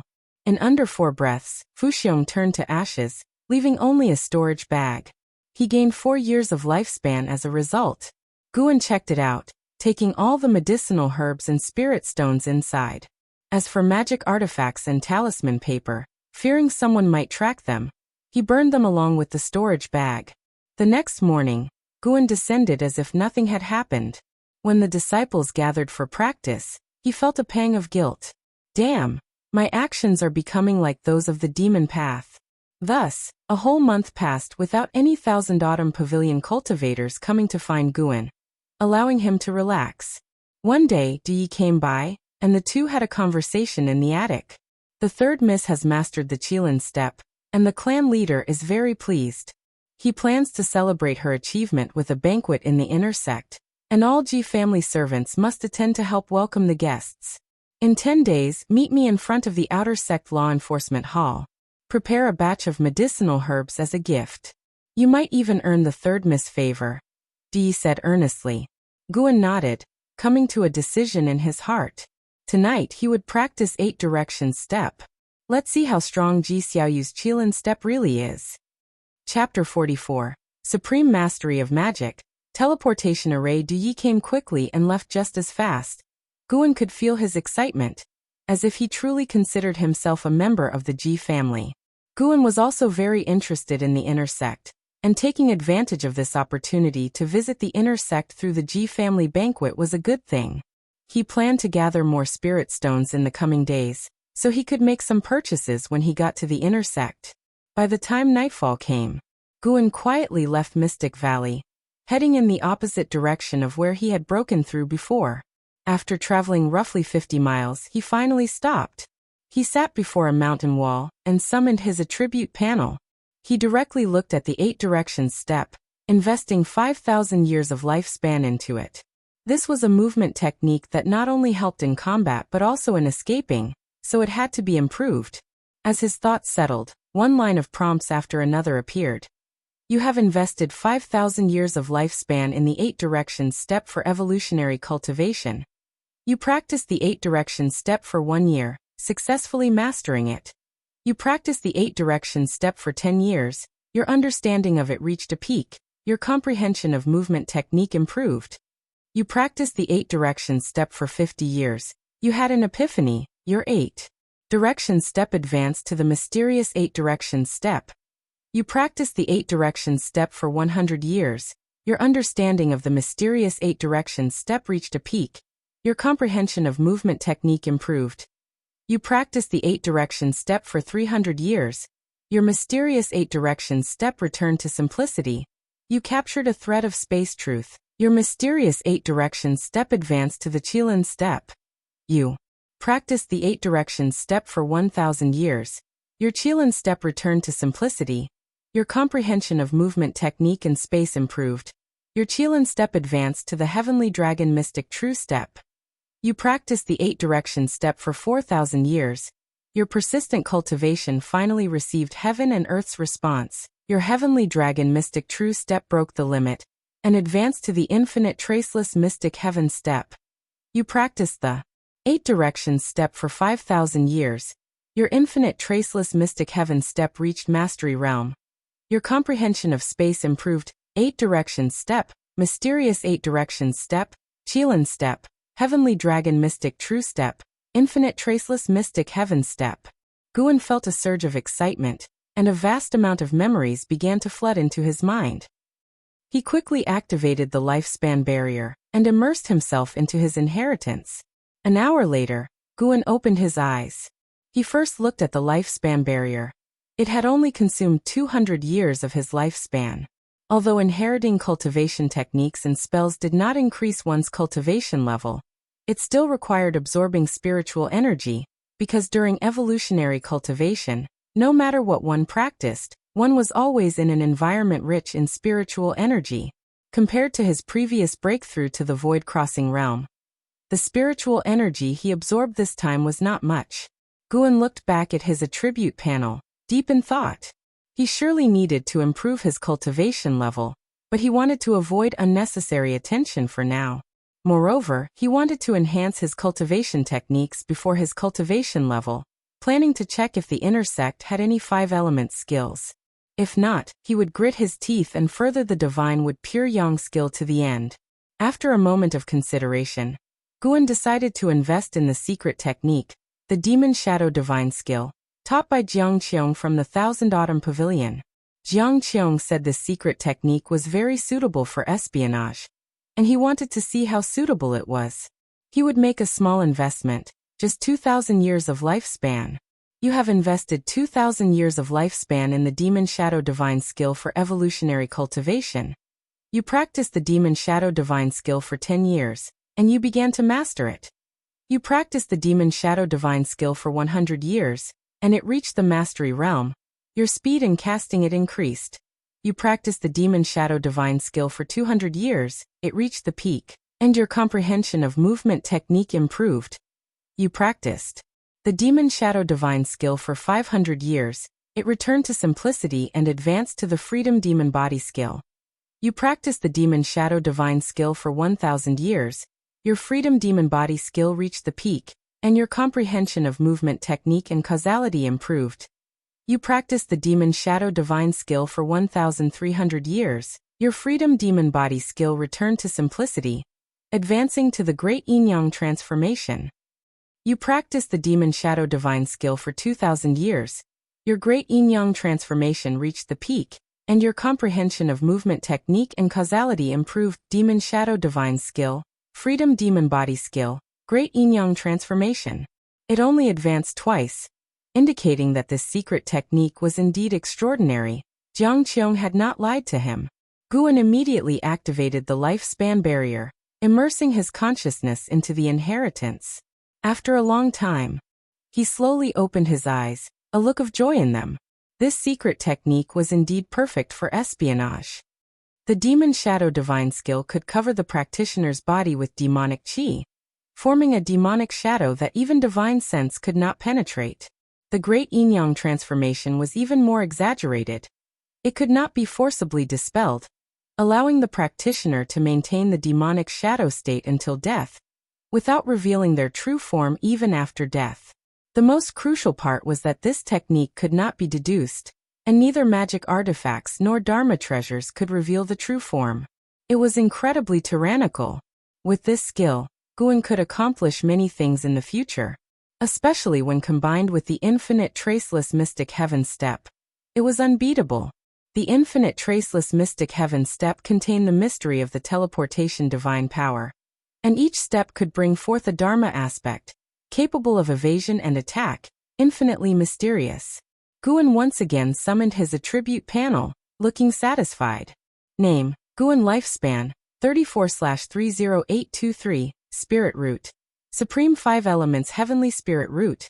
Cultivation Level, Void Crossing Realm First Layer. Cultivation Techniques. Fire Control Art Unmastered. Divine Wood Pure Yang Skill, Mastery. Mystic Yellow Dragon Energy Skill Peak. Alchemy Initial Insight. Myriad Poison Mystic Skill Unmastered. Yin-Yang Art Unmastered. Ultimate Skills. Gale Shadowless Leg Proficient. Taitsong Divine Shocking Sword Proficient. Infinite Traceless. Mystic Heaven Step Mastery. Great Yin-Yang Transformation Peak. Wood Spirit Sword Technique Beginner. Ziwei Array Chronicles Beginner. Spells. Soul Capturing Skill Beginner. Sword Control Technique Proficient. Enchanting Eyes Unmastered. Poisonwood Array Initial Insight. Wind Control Skill Proficient. Corpse Control Skill Unmastered. Divine Skills.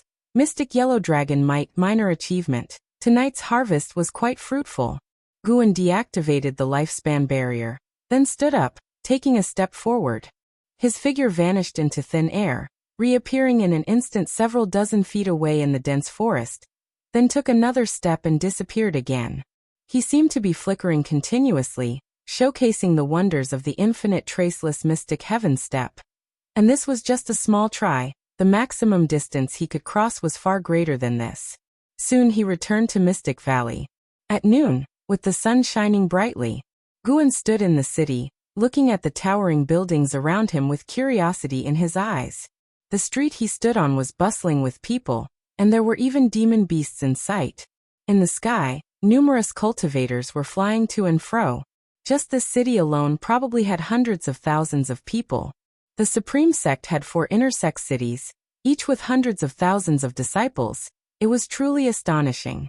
Guan suddenly felt he had underestimated the strength of the Supreme Sect and the vastness of the Taitsong dynasty. The 10-day period had already arrived. Long before yesterday, Guan had gone to the outer sect, where he had to assist the outer disciples in managing their caves. By the time he was done, it was already daylight, and by noon today, he found Du Yi, and the two of them used a teleportation array to reach the inner sect city directly. According to what Du Yi said, the outer sect city was thousands of miles away from the inner sect city, with the middle area inhabited by demon beasts raised by the Supreme Sect, along with some secret realms for disciples to train in, and the medicine valley where high-rank medicinal herbs were cultivated. The teleportation array is a good thing. I must study it thoroughly. Guan thought to himself. He had just asked Du Yi, and in the inner sect, everything was available for purchase, including formations, provided he had enough spirit stones or spirit energy elixirs. In the immortal cultivation world, spirit energy elixirs were also a form of currency, capable of restoring a cultivator's spiritual power and serving as a substitute for spirit stones. Various sects had standardized the specifications for spirit energy elixirs, and each elixir contained spiritual energy equivalent to a low-grade spirit stone, with the same value. Since Li Xiandao invited him to manage the Medicine Valley, he had considered expanding the Medicine Valley. If every Medicine Valley had a teleportation array, it would be much more convenient. Guan, hurry up. Du Yi urged ahead, and Guan quickly followed his pace. Along the way, Du Yi introduced the buildings they passed. Guan listened attentively, planning to explore thoroughly in the coming days. The Ji family banquet would take days to conclude, so he had plenty of time to look around. Guan was not only listening but also performing lifespan detection. He did not see anyone in the Foundation establishment realm. The worst cultivation level he saw was in the Core Formation realm.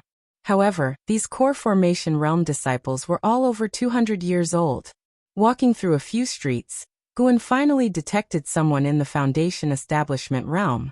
That person was only 40 years old and already in the 9th layer of the Foundation establishment realm.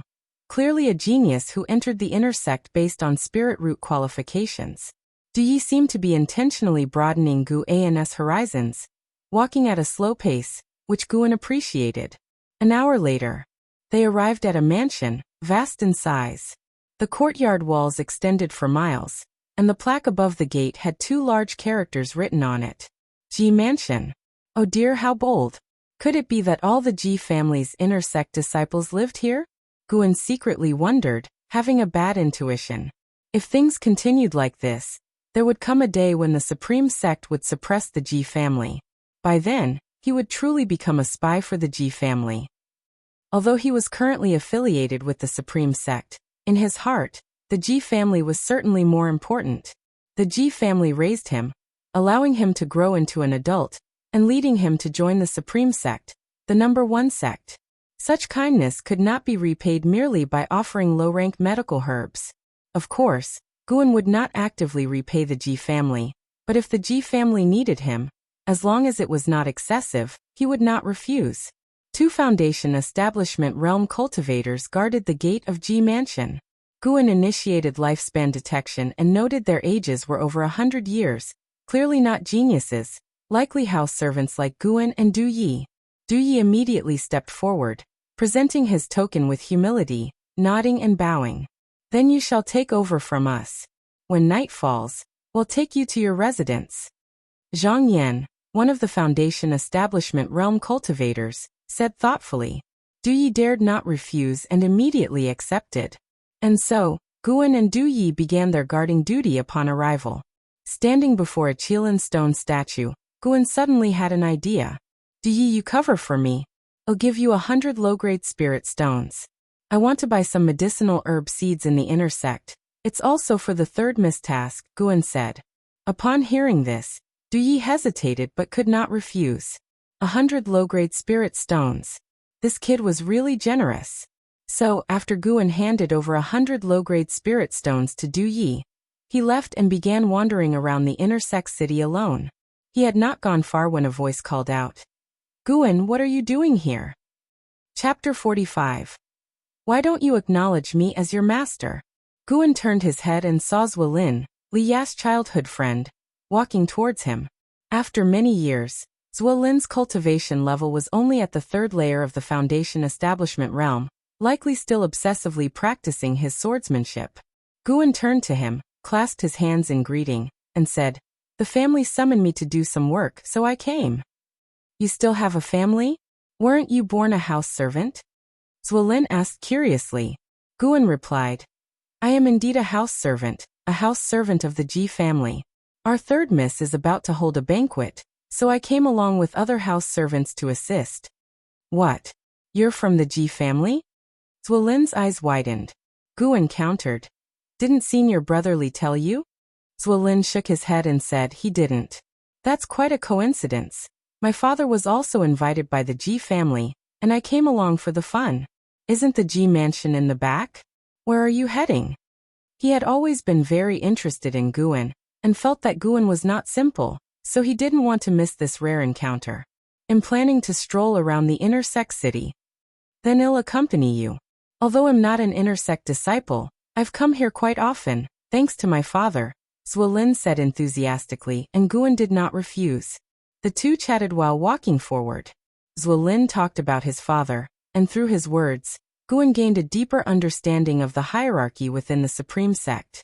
Generally, once a disciple reached a certain realm, they would move upwards, but some people chose the path of power, like Zweijian, who entered the Hall of Elders. Unlike other departments, the Hall of Elders was the power center of a city. The threshold for the Outer Sect Hall of Elders was the Core Formation Realm, while the threshold for the Inner Sect Hall of Elders was the Divinity Transformation Realm. The Hall of Elders had absolute power in each city. It was said that in the main city of the sect, the power of the Hall of Elders was even higher, capable of deciding the position of the sect leader. Therefore, some nascent soul realm cultivators chose to stay in the outer sect as elders to continue benefiting themselves. Zweijian had come to the inner sect but could not yet join the Hall of Elders, so he became the head of the inner sect's book collection hall, which was quite a prestigious position. It's all the fault of the Flying Leaf Sword Immortal, who made my father obsessed. Now he's always holding on to the investiture of the gods and never practices his swordsmanship. Zwolin said indignantly. Guan asked, "Do you not find the investiture of the gods good?" "It's excellent. Let me tell you. I like Yang Jian the most. Why isn't he a sword cultivator?" When it came to the investiture of the gods, Zwolin became even more talkative. Guan secretly marveled, realizing that he had underestimated the impact of the investiture of the gods on the immortal cultivation world. Listening to Zwolin praising Panin, Guan initially felt a secret pleasure, but as it went on he lost interest, as he was not the real author. He wrote books mainly to earn spirit stones. Following that, Guan asked Zwolin to take him to the Scripture Pavilion. The main difference between the Scripture Pavilion and the Book Collection Pavilion was that the Scripture Pavilion housed all kinds of cultivation techniques and spells. On the way, Guan asked about the 5-element skill, only to be met with contempt from Zwolin. In the immortal cultivation world, most cultivation techniques focused on a single attribute, even if one possessed multiple spirit roots. Only a few would choose to retrain a different technique. Relearning a cultivation technique, although the realm remained, the process of reaccumulating spiritual power was enough to drive most cultivators crazy. Immortal cultivation was not like martial arts. It required years to accumulate power. No one wanted to retrace decades or even centuries, let alone those old monsters who had cultivated for thousands of years. They would only grit their teeth and push forward, delving deeply into one path, which was why the traditions of immortal cultivation was so diverse. Upon arriving at the Scripture Pavilion, Guan indeed did not find any 5-element skills, but he still bought basic skills for the other 4 attributes, choosing the cheapest ones, as he could use life force to enhance them. Spirit stones should be primarily used to buy seeds. Zwolin was puzzled why he was buying skills of different attributes, to which he replied they were for the disciples, earning Zwolin's respect. Back in Mystic Valley, Zwolin could sense his attitude towards the servant disciples. Guan didn't just curry favor with the imperial family's Liya. He was also very kind to those of lower status. Perhaps Liya was right. He was indeed a good person. Zwolin thought so, looking at Guan's profile. "Brother Zwa, could you take me to see the formations?" Guan asked with a smile. Upon hearing this, Zwolin immediately agreed. However, Guan felt a bit disappointed with the result. There were transmission arrays, but the prices were exorbitant. He couldn't afford them at all. He had to consider it another day. Although he was a void-crossing realm cultivator, he couldn't just rob them. Upon entering the inner sect, Guan felt that the Supreme Sect must have hidden void-crossing realm cultivators. After all, the threshold for inner sect elders was the Divinity Transformation Realm, and above that was the main city of the sect. Upon careful thought, the Supreme Sect was indeed powerful. So many demon cultivators had died in the outer sect, yet the demon path didn't dare launch an attack against the Supreme Sect. Furthermore, even spies like Jiang Qiong in the core formation realm only dared operate outside the outer sect. If the Supreme Sect was a large map, Guan was only active in a small corner. Up until evening, Guan said goodbye to Zwolin and returned to the entrance of the Ji Mansion. where Du Yi was still waiting, making him feel somewhat touched. Why did you come back so late? Without me you wouldn't be able to get in. Du Yi complained. Guan smiled, patted him on the shoulder, and without saying much, the two walked into the Ji mansion. As soon as he entered, Guan sensed multiple auras. It turned out that the Ji mansion also had isolating restrictions. He even detected the aura of a divinity transformation realm. Along the way, he cast lifespan detection on everyone he encountered. There were many people in the Ji mansion, and many of them were geniuses. Although Ji Xiaoyu only brought 5 people into the Supreme Sect, the Ji family had multiple branches, and each year, there were always new members entering various sections. After half an hour, Du Yi brought Guan to see Ji Lin, this renowned outer sect genius. Ji Lin, Foundation Establishment Realm 9th Layer 36/330/900, 36 years old, and at the 9th layer of the Foundation Establishment Realm, very strong. He likely took a lot of elixirs. Guan thought while looking at Ji Lin, who took out the prepared medicinal herbs. Ji Lin was not arrogant and had a good attitude towards Guan. He painted a rosy picture for Guan, who pretended to be excited, making this meeting end perfectly. Afterward, Du Yi brought Guan to their residence. The two lived in the same courtyard, but each had their own room. A quiet night passed. Early the next morning, just as the sky got light, Du Yi pulled Guan out of the courtyard. The two waited at the main gate. They weren't the only ones. There were a dozen cultivators waiting too. Under the leader's arrangement, they stood in 2 rows, preparing to welcome the prestigious guests for today's banquet. An hour later, guests began to arrive. The first was a nascent soul realm cultivator.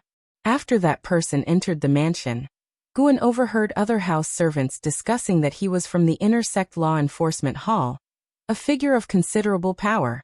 As time went on, more guests arrived. Each leading figure of the groups had a minimum cultivation level of the nascent soul realm, and there were quite a few from the divinity transformation realm as well. No wonder Li Xiandao had to hide his cultivation level. Though he was at the 8th layer of the divinity transformation realm, he was still far from invincible. One person's arrival caught Guan's attention. It was Luo Xuanya, Fuxiang's master. Guan remembered his face from searching Fuxiang's soul. Luo Xuanya, Nascent Soul Realm 9th Layer 254/804/1300, 254 years old, and at the 9th layer of the Nascent Soul Realm. He was quite the genius. The Ji family representative attending to the guests was clearly on good terms with Luo Xuanya. They exchanged pleasantries for a while. Who would have thought this man was a demon cultivator? Guan thought silently. Throughout he never spoke, just stood there quietly, which was quite relaxing. Another half-hour passed, and Guan spotted another spy from the Thousand Autumn Pavilion. Jiang Qiong, Nascent Soul Realm 1st Layer 192/700/2490, 7 years without seeing her, and she had managed to successfully pass the tribulation. Jiang Qiong wore the attire of an inner sect disciple, her expression cold and devoid of the flirtatiousness she had when facing Guan before. She merely glanced at Guan, and the two had no interaction as she entered the Ji mansion. Why is she here? It shouldn't be just to celebrate, right? Guan pondered in confusion. Would Jiang Qiong scheme against the Ji family? Pan! Suddenly, a voice full of joy caught Guan's attention. He saw Guyu, whom he had met once at the book collection hall in the outer sect, walking towards him quickly. Behind Guyu was a middle-aged man dressed in luxurious clothing, exuding an extraordinary aura. Although his breath was faint, clearly the result of some energy-concealing sorcery, Guan instinctively cast lifespan detection. Guzong, Void Crossing Realm 2nd Layer 690/1805/2800, what a guy! Void Crossing Realm. Sure enough, the Supreme Sect had concealed Void Crossing Realm cultivators. This man's surname was also Gu, obviously sharing blood with Guyu. Guan had suspected that Guyu was no ordinary person. Guan, are you of the Ji family? Guyu asked excitedly as he approached Guan. Guan nodded and said, I am merely a house servant. With your talent, why be a house servant? I'll have my father bring you into the inner sect. Guyu said grandly, drawing the attention of the nearby Ji family members. Guyu turned to Guzong and said, Father, This is the person I often mention. Take him under your wing. The cultivators behind Guzong, all at the Nascent Soul and Divinity transformation realms, curiously studied Guan upon hearing this. Crap. How did it come to this guy? Guan cursed inwardly. Guzong frowned and said, such behavior in public is unbecoming. Guan breathed a sigh of relief. Indeed, a great cultivator knew not to break the rules in public. Guzong looked at Guan, and his severe expression suddenly softened, replaced by a warm smile. He said, little friend, I am Guzong. Would you accept me as your master? This statement caused everyone to react dramatically. Yi looked at Guan in disbelief. The breath Guan had just released was held again. Senior, my spirit root qualification is mediocre. I'm afraid I'm not suitable to be your disciple, Guan said helplessly. Guzong smiled and said, I choose my disciples based on fate, not qualifications. What you've written is quite good. I like it a lot. In front of everyone, how could Guan agree? Furthermore, he didn't like to have a master of the same realm. He had been forced to accept Qing Xiandan as his master back then. I need to discuss this with someone. I hope you understand, Elder, Guan said, taking a deep breath and feigning difficulty. Hearing this, Guzong laughed aloud. As he walked inside, he patted Gu An's shoulder and left these words before entering the Ji mansion. After the banquet, we'll have a proper talk. You don't have to be my disciple. Help me with one thing, and I'll fulfill any request you have. Gu Yu winked at Guan before following in his father's footsteps. After this group of guests entered, the surrounding Ji family members gathered around, asking what Guan had written to earn Guzong's favor. An elderly cultivator jokingly said, could it be that the investiture of the gods was written by you? Guan smiled and said, I wish I had written it. Yi snorted. How could he possibly have written the investiture of the gods? It's probably something related to planting medicinal herbs. Others joined in the ribbing. After this episode, Guan's presence skyrocketed. Just when Guan was looking for a way to escape, a Ji family cultivator came out from the mansion and said, who is Guan? The third miss requests your presence. Chapter 46. Primordial Daoist Talisman, Demon Path Ambition. He's Guan. Yi gave Guan a push, making Guan stagger slightly. Then he looked at the summoning cultivator and said, I'm Guan. Come on. The cultivator responded, then turned and walked toward the mansion. Guan followed his steps, puzzled, wondering what Ji Xiaoyu wanted with him. He had very little interaction with Ji Xiaoyu in his childhood since their statuses were vastly different. After Guan left, the Ji family cultivators guarding the gate gathered around Du Yi. Inquiring about Guan, Du Yi's expression became somewhat unnatural as he answered them one by one. Meanwhile, Guan followed the summoning cultivator for 2 miles before arriving at Ji Xiaoyu's courtyard. The summoning cultivator stopped outside the courtyard gate, raised his hand to signal Guan to enter the courtyard, then turned and left. Guan could already sense Ji Xiaoyu's presence. By his judgment, Ji Xiaoyu was also at the 9th level of the Foundation Establishment realm, but was much stronger than Ji Lin. He stepped into the courtyard, which was filled with a bamboo grove and spring scenery, although it was autumn. Walking along the bamboo grove's path, he soon saw a pool surrounded by white spirit mist. In the mist, a figure was sitting and cultivating, vaguely revealing it to be a woman. As he approached, he clasped his hands in salute toward Ji Xiaoyu in the pool and said, Guan greets the 3rd Mississippi. Ji Xiaoyu, dressed in green, sat cross-legged, hovering above the pool's surface, her hands forming a mudra on her knees. Her long hair was tied atop her head with 3 pearl-inlaid hairpins, with 2 strands of hair drifting beside her cheeks. Her forehead was white and bright like jade, with a faint red line appearing indistinctly. In terms of features, only Jiang Qiong could compare in Gu An's mind. Unlike Jiang Qiong's ambiguous, enchanting aura, Ji Xiaoyu was like a celestial maiden descended from the heavens. There was no emotion on her face, exuding an untouchable, sacred aura. Guan recalled the scene when he first met Ji Xiaoyu as a child. Even then, he felt Ji Xiaoyu was not like other children. Her eyes seemed seasoned by the years. He immediately used a lifespan detection skill. Ji Xiaoyu, Foundation Establishment Realm Level 934/830/8900. What the hell? An extreme lifespan of 8,900 years? The most crucial part was that she was only at the 9th level of the Foundation establishment realm. How could she have an 830-year lifespan? Guan was shocked, suddenly thinking that Ji Xiaoyu was not just a dual spirit root. You did well earlier. After the banquet, you should meet Guzong. You can apprentice under him. Ji Xiaoyu spoke without opening her eyes. Her voice was melodious, gentle, yet authoritative. This guy actually eavesdropped on the conversation at the gate. Guan inwardly scoffed, but outwardly he replied. Third miss, I truly do not wish to apprentice under him. I can see his identity is not simple, and his cultivation must be high. However, I have mediocre talent. If I apprentice under a renowned master, I might get into trouble. I just want to stay in my medicine valley and live out my days peacefully, contributing a batch of medicinal herbs to Third Miss annually, which already satisfies me. Upon hearing this, Ji Xiaoyu opened her eyes. The mist before her dispersed, and she turned her head, giving Guan a sideways glance. The corners of her eyes seemed drawn with a single stroke, slightly raised, adding a touch of intensity to her soft eyes. Her bright eyes seemed to want to see through Guan's heart. Guan slightly lowered his head, avoiding direct eye contact. It wasn't out of fear, it was just that his current apparent identity was a house servant at the 9th level of the energy cultivation realm. He had to keep up the act.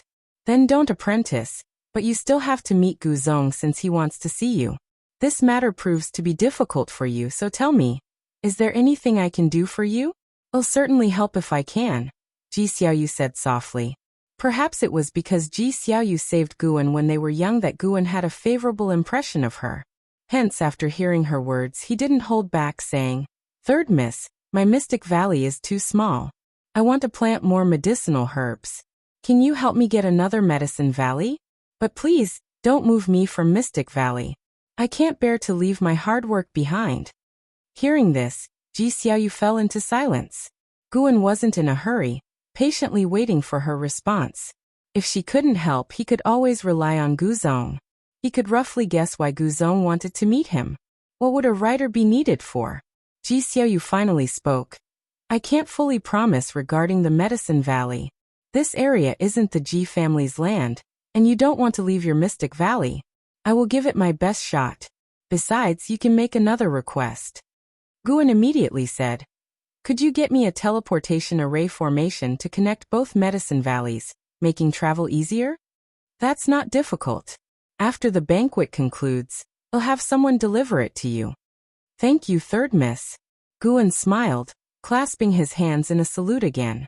Ji Xiaoyu closed her eyes and asked, By the way, what exactly did you write that made Guzong value you so much, even wanting to accept you as his disciple? Guan thought for a moment, realizing that there was no hiding it. He decided to be honest since Ji Xiaoyu might investigate him later anyway. By being straightforward, he could have the Ji family's protection. Investiture of the gods. When Guan uttered these 4 words, Ji Xiaoyu's eyes widened, looking at him with amazement. You wrote Investiture of the gods? How do you know so much? Ji Xiaoyu asked with a frown. Guan sighed helplessly. I made it up. It's not real. Currently, many people believed that Investiture of the gods depicted ancient history. Even people like Zwilin and Wuxin thought so, and it made Guan anxious for a while. If he hadn't checked the Outer Sect's book collection hall, and found no records related to Huaxia, he might have believed Investiture of the gods was real. Made up? But the world you describe is so vast, and those Daoist sorceries are fascinating, Ji Xiaoyu said softly.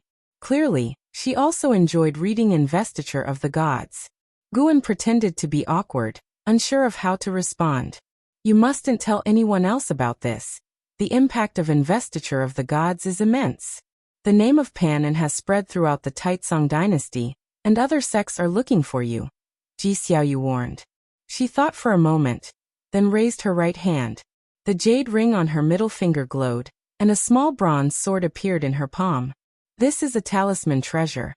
You only need to infuse spiritual power to activate it. It can kill core formation realm cultivators. Keep it for self-defense.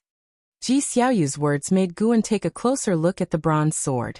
It was his first time encountering such a talisman treasure. Jiang Qiong had once mentioned that talisman treasures couldn't acknowledge a master and required stored spiritual power to be used. They were usually given by great cultivators to their juniors for protection. He hadn't expected to receive one today. He didn't refuse and accepted the bronze sword. Go rest in your room. You don't need to guard the gates anymore. Ji Xiaoyu closed her eyes again, her tone returning to its earlier indifference. Guan raised his hand in a salute, then turned and left. After leaving the courtyard, Guan was secretly curious. He sensed something indescribable and elusive from Ji Xiaoyu that made one inexplicably want to possess it. He didn't dwell on it further, and walked toward his own courtyard. As more guests arrived, the Ji mansion became livelier, with people everywhere. Cultivators in the Divinity transformation realm chatted and laughed with nascent soul cultivators accompanying them, while those in the core formation realm bustled about, highlighting the stark status differences brought by cultivation levels in the Ji mansion. As Guan walked, he suddenly saw someone. Jiang Qiong. The two met in a corridor, facing each other. Guan remained calm, his expression unchanged, and Jiang Qiong did the same. They brushed past each other, their shoulders almost touching.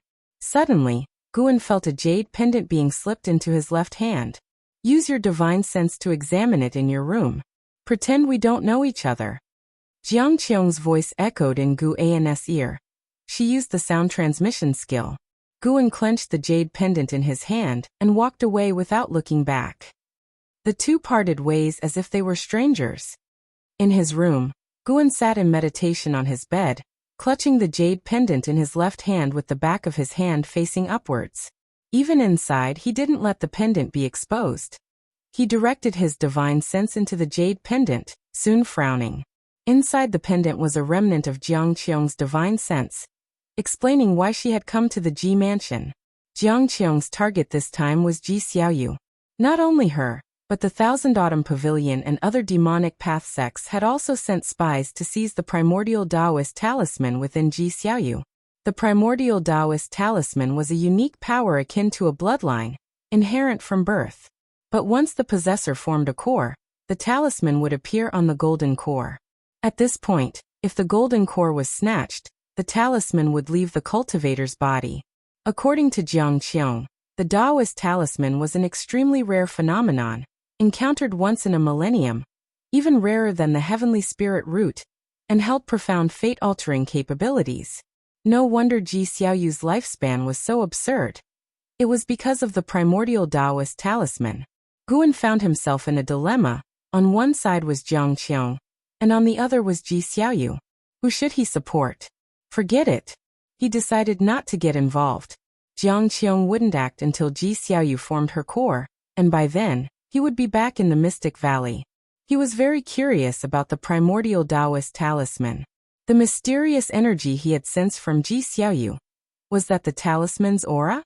Even a great cultivator in the void-crossing realm like him couldn't help but desire it, indicating the immense power contained within the talisman. As time passed, the banquet proceeded smoothly, with the lurking demon cultivators making no rash moves. At midday, Ji Xiaoyu demonstrated the Qilin step for the guests, and Guan witnessed this from the courtyard. Ji Xiaoyu stepped out from the courtyard, each step ascending towards the sky. With every step, a Qilin Dharma aspect appeared beneath her feet. After 7 steps, the Qilin Dharma aspect enveloped her figure, making it seem like 7 dark red Qilins stood in the air, quite a spectacular sight. With his enhanced vision, Guan could tell that Ji Xiaoyu could take 2 more steps. 9 steps were her current limit with the Qilin step. However, the ultimate limit of the Qilin step wasn't 9 steps. When practiced to the peak creation realm, one could take 1,000 steps, with 1,000 Qilins acting like clones to either attack or confuse the enemy. Nevertheless, Ji Xiaoyu achieving the Qilin step by 34 was indeed impressive. With it, she could easily dominate those at the same cultivation level. In the evening, Duyi brought Gu Zong and Gu Yu to find Guan. Duyi left after showing the way, not daring to interfere. An hour later, Gu Zong left with a satisfied smile.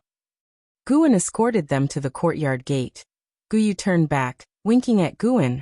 Remember, in my story, I must have many beautiful companions. I'll find you within half a year, and the Medicine Valley I promised won't be small. Chapter 47 Demon Shadow Divine Skill. First showing of divine might. The purpose of Gu Zong seeking out Guan was to have him write his deeds into a book. Naturally, Guan did not refuse after all. It was not as if he were asked to write Gu Zong as the protagonist of the investiture of the gods. In exchange, Gu Zong would promote Guan's status to an outer disciple, and grant him a Medicine Valley twice the size of Mystic Valley.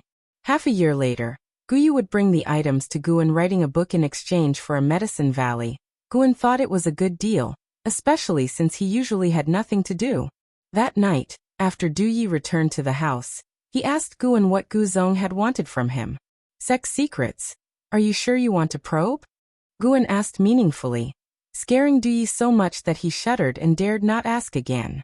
The next morning, after the guests from Ji Mansion left, a cultivator approached Guan and handed him a storage bag, saying it was from the 3rd Mississippi. Guan scanned it with his divine sense, and found it contained materials for formations, quite abundant ones. Guan hesitated whether to remind Ji Xiaoyu, but seeing that the number of Ji family cultivators present today had not decreased but increased, with many even meditating on the eaves, he knew the Ji family had already sensed danger. Since that was the case, he did not need to worry about it. At midday, Guan followed Du Yi, still returning to the outer gate city via the teleportation array. After bidding farewell to Du Yi, Guan headed towards Mystic Valley. He had already begun to plan the planting schedule for the second Medicine Valley in his mind. Coupled with Li Zuando's Medicine Valley, he would have 3 Medicine Valleys, which would inevitably lead to a significant increase in lifespan income in the future.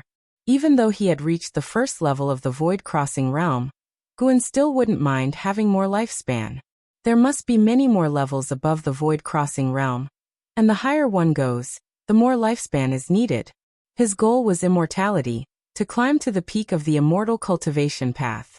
Standing on a flying sword, soaring through the world, Guan stood in the wind, carrying the dream of spring and autumn's longevity in his heart. When he returned to Mystic Valley, his brow furrowed. He controlled his sword to land, the flying sword following him into his storage bag. Not far away, Yi Yan, who was weeding, saw him and immediately ran over. Master, you're finally back.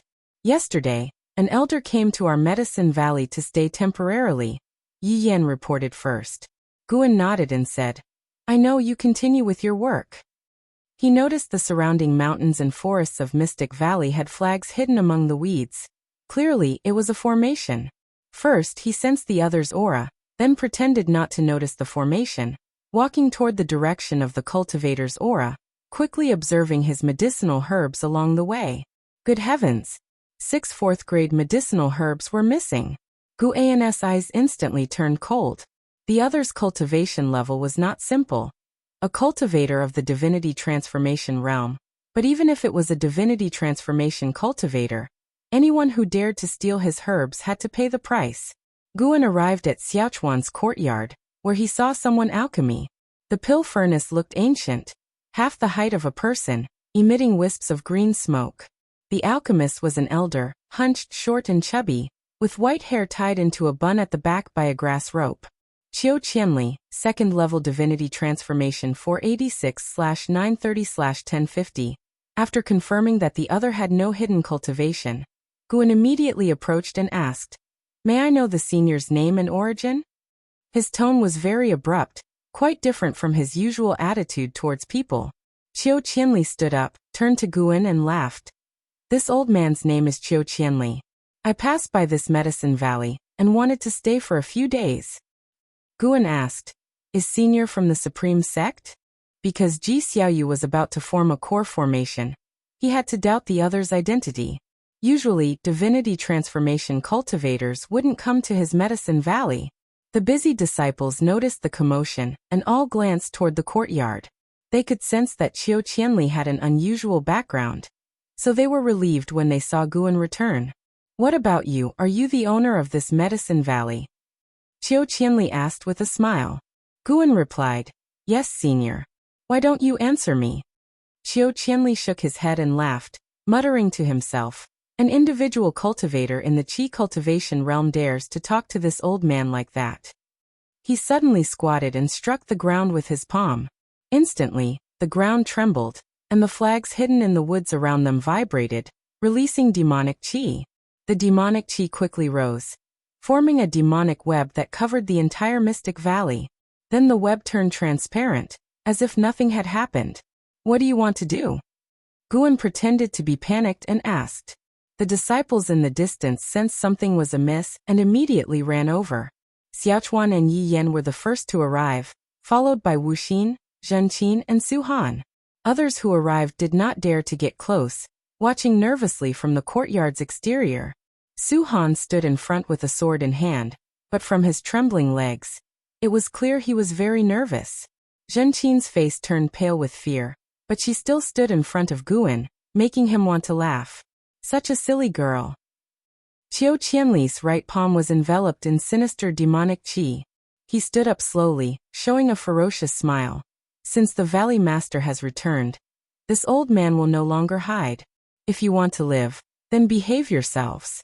Otherwise, this old man will skin you and extract your souls, leaving you to beg for life but unable to die."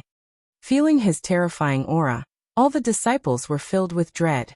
Wuxin gathered his courage and asked, "We are all servant disciples. Even if you refine our souls, it won't benefit you. Let's talk properly. What do you want us to do?" He was afraid Guan couldn't see through the other's cultivation, so he spoke first. Qiu Qianli sneered, "You're smart. From now on, stay in the valley and await my orders. This old man needs to use your medicine valley to refine elixirs. Don't think about escaping. My formation is invisible and colorless. Even core formation cultivators would turn into a pool of blood upon touching it." Everyone had seen the formation just now, so they believed his words. Qiu Qianli looked at Guan sneering. "Valley Master, this old man now tells you this old man is from the Wanyin Sect. What do you think?" The Wanyin Sect. Truly haunting. Guan had hardly killed anyone in his life, except for Fuxiong, and everyone else was from the Wanyin Sect. Guan pretended to be frightened and gritted his teeth. "Please forgive my previous offense, Senior. As long as you don't harm my disciples, feel free to ask for anything, even refining my soul first." Hearing this, the disciples panicked but dared not speak out, fearing they would anger Qiu Qianli. Wuxin clenched his fists inside his sleeves, regretting, "If only I had practiced diligently, achieving greatness in cultivation, how could I let Senior Brother?"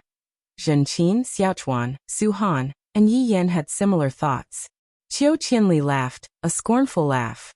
Guan quickly said, "Senior, I have 5th grade medicinal herbs in my room, perfect for medicinal primer. Do you need them?" "Not bad. You are sensible. Go quickly." Qiu Qianli waved his sleeve. Guan immediately ran towards his building. Others watched Qiu Qianli warily, afraid he would act unpredictably. Qiu Qianli picked at his ear, and then looked at Zhenqin, laughing.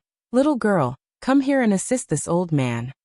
Seeing his sinister smile, Zhenqin felt disgusted and more terrified.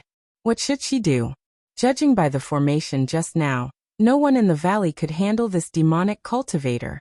Just as Zhenqin was feeling uneasy, a purple-black figure appeared beside Qiu Qianli out of thin air. Qiu Qianli's pupils shrank, instinctively turning to look. So fast. How is this possible? Qiu Qianli was about to make a move, but the other's right hand, like a sword, pierced through his chest, lifting him in the air. His eyes widened, looking at the person below him in disbelief. This was a figure surrounded by dark purple flames, its true form indistinguishable, as if it came from the 9 nether world. Wuxin, Zhenqin, and the others were also terrified by the sudden appearance of this mysterious figure, retreating in unison. "Thou, and magical shadow divine skill of Thousand Autumn Pavilion," Qiu Qianli said tremblingly, his voice full of fear. He shockingly discovered he couldn't mobilize his spiritual power, the previous strike shattering his golden core, the other's domineering power repressing his primordial spirit within, unable to exit. The opponent must be above the divinity transformation realm. Using the great yin-yang transformation, Guan glanced at Wuxin. Wuxin seemed to realize something, his face changing drastically. Following that, Guan suddenly clenched his hand that pierced Qiu Qianli. Terrifying sword qi erupting, instantly shattering Qiu Qianli's body, leaving only his primordial spirit hanging on Gu An's arm, while his storage bag fell into Gu An's other hand. Blood and flesh splattered. Wuxin and the others were also splashed, but they were too frightened to react, standing there dazedly. Qiu Qianli's primordial spirit trembled, but before he could finish, he was crushed by Gu An's domineering power. Gu An's figure then vanished. The next second, the sound of a door being smashed came from a distance, and Guan, holding the 5th-grade tiger blood flower, leaped down from the balcony of his building. He quickly rushed to the courtyard where Wuxin and the others were, shouting loudly, "Senior, don't act recklessly." He jumped over the courtyard wall and came to Zhenqin's side, looking at the bloodstains all over the courtyard. He quickly turned to look at the disciples and saw that no one was missing, and finally breathed a sigh of relief. He asked nervously, "That demon, where did he go?" His voice was very low, as if afraid Qiu Qianli would hear it. Zhenqin seemed to wake up, screamed, and then grabbed Gu An's robes, trembling. "Master, he died, he was—" The other disciples also awakened, turning to look in other directions, afraid that mysterious demonic figure would reappear. It took Guan a while to understand what had just happened from their words. It's safe to say, acting is exhausting. Guan called the disciples to remain vigilant, not to relax. At the same time, he secretly exerted strength with his right foot, spiritual power spreading through the ground, destroying the invisible formation. Above Mystic Valley, a demonic curtain suddenly appeared, followed by the mysterious demonic formation starting to collapse, the demonic qi dissipating into thin air, as if it had never appeared, with autumn leaves falling from the mountain top. "The formation is dissolved?" Yiyan asked cautiously. Wuxin took a deep breath looking at Guan. "Senior brother, let's talk somewhere else." Killing Qiu Qianli yielded 66 years of lifespan, not bad. Feeling cheerful, Guan pretended to look puzzled. After a moment's hesitation, he nodded in agreement. The two walked towards Gu An's building, while the other disciples gathered together, discussing what just happened. Inside the building, Wuxin closed the door, turned to Guan, gritting his teeth.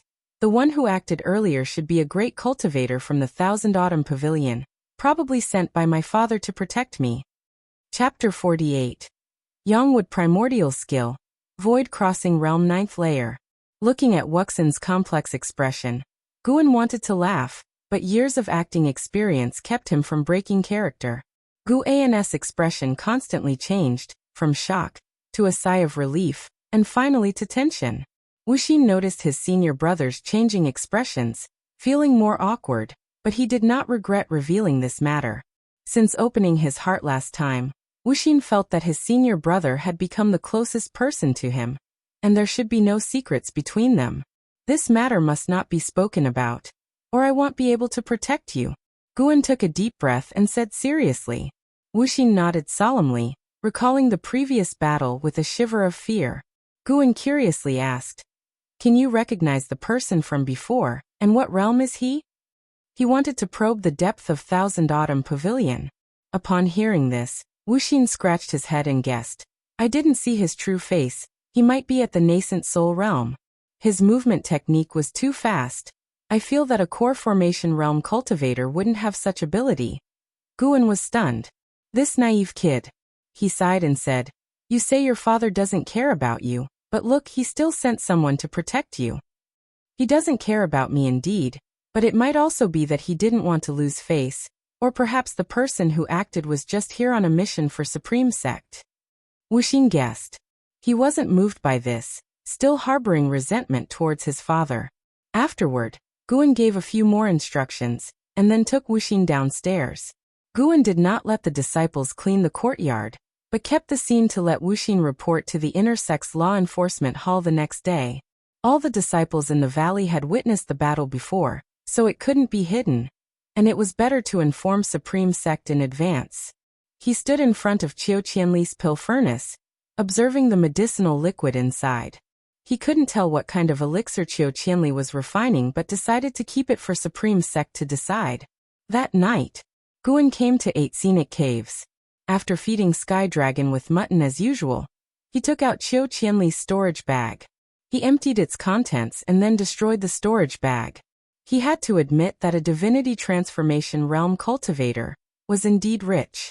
Just the spirit stones and spirit energy elixirs alone were a huge sum. He checked everything one by one, burning all the useless things to avoid being tracked down. He also removed Qiu Qianli's imprint from those magic artifacts, making them ownerless. In the end, he was left with a letter containing a blank piece of paper that needed to be read with divine sense, and moreover, only at the divinity transformation realm could one peek into it. After some probing, he discovered why Qiu Qianli had come. It was for the primordial Daoist talisman.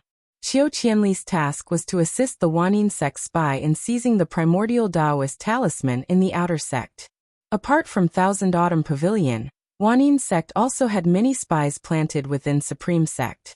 Being entrusted to Qiu Qianli, that person's cultivation level must be high. Demon Path spies are truly pervasive. How many people, like himself before, had no choice? Guan lamented in his heart, and then stood up to check the medicinal herbs in 8 scenic caves.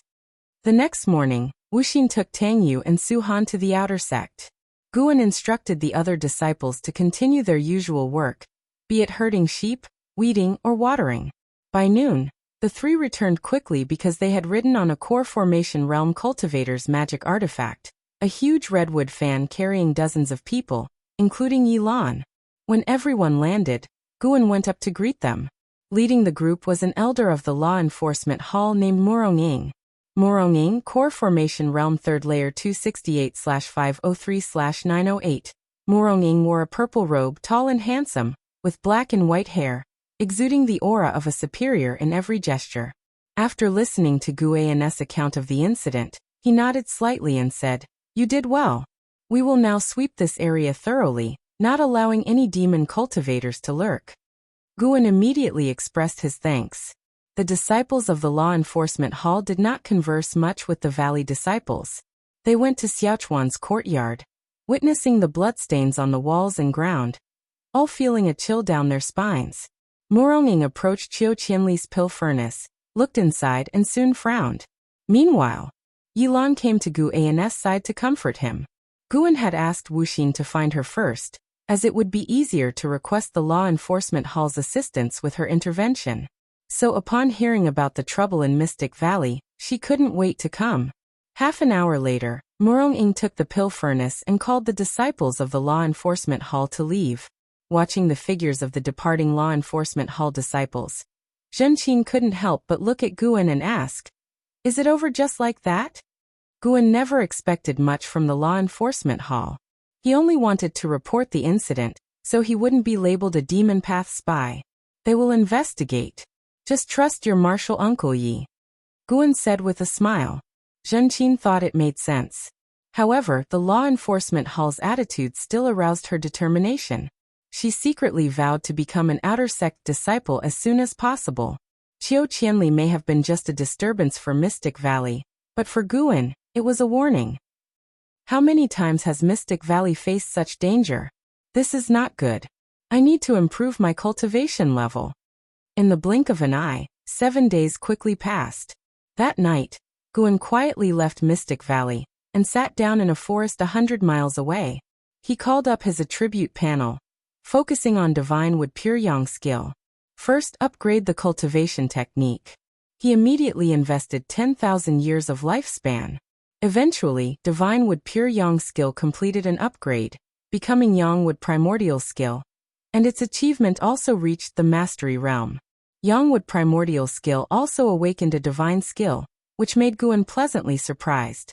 He immediately activated the lifespan barrier to inherit the Yang Wood Primordial skill. An hour later, the inheritance was complete, and Guan understood the profoundness of the divine skill. This divine skill was named Yang Wood Boundless. It could inject spiritual power into the earth, forming Yang Wood that covered the land and could devour the essence energy of living beings, and even spiritual power. It was extremely terrifying, capable of covering 10,000 miles as long as the caster's spiritual power was sufficient. A very domineering divine skill. Guan really liked it. Guan continued to look at the cultivation level on the attribute panel. He planned to raise his cultivation level to the 9th level of Crossing Void Realm. As for breaking through, he feared the commotion would be too large, especially since he only had a little over 20,000 years of lifespan left. He first invested 1,000 years of lifespan, successfully advancing from the first layer to the fourth layer of crossing Void Realm, which was quite good. However, after investing another 1,000 years of lifespan, his cultivation level only reached the fifth layer of crossing Void Realm.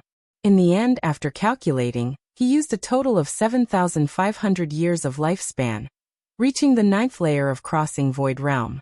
He had a little over 13,000 years of lifespan left, so he stopped there.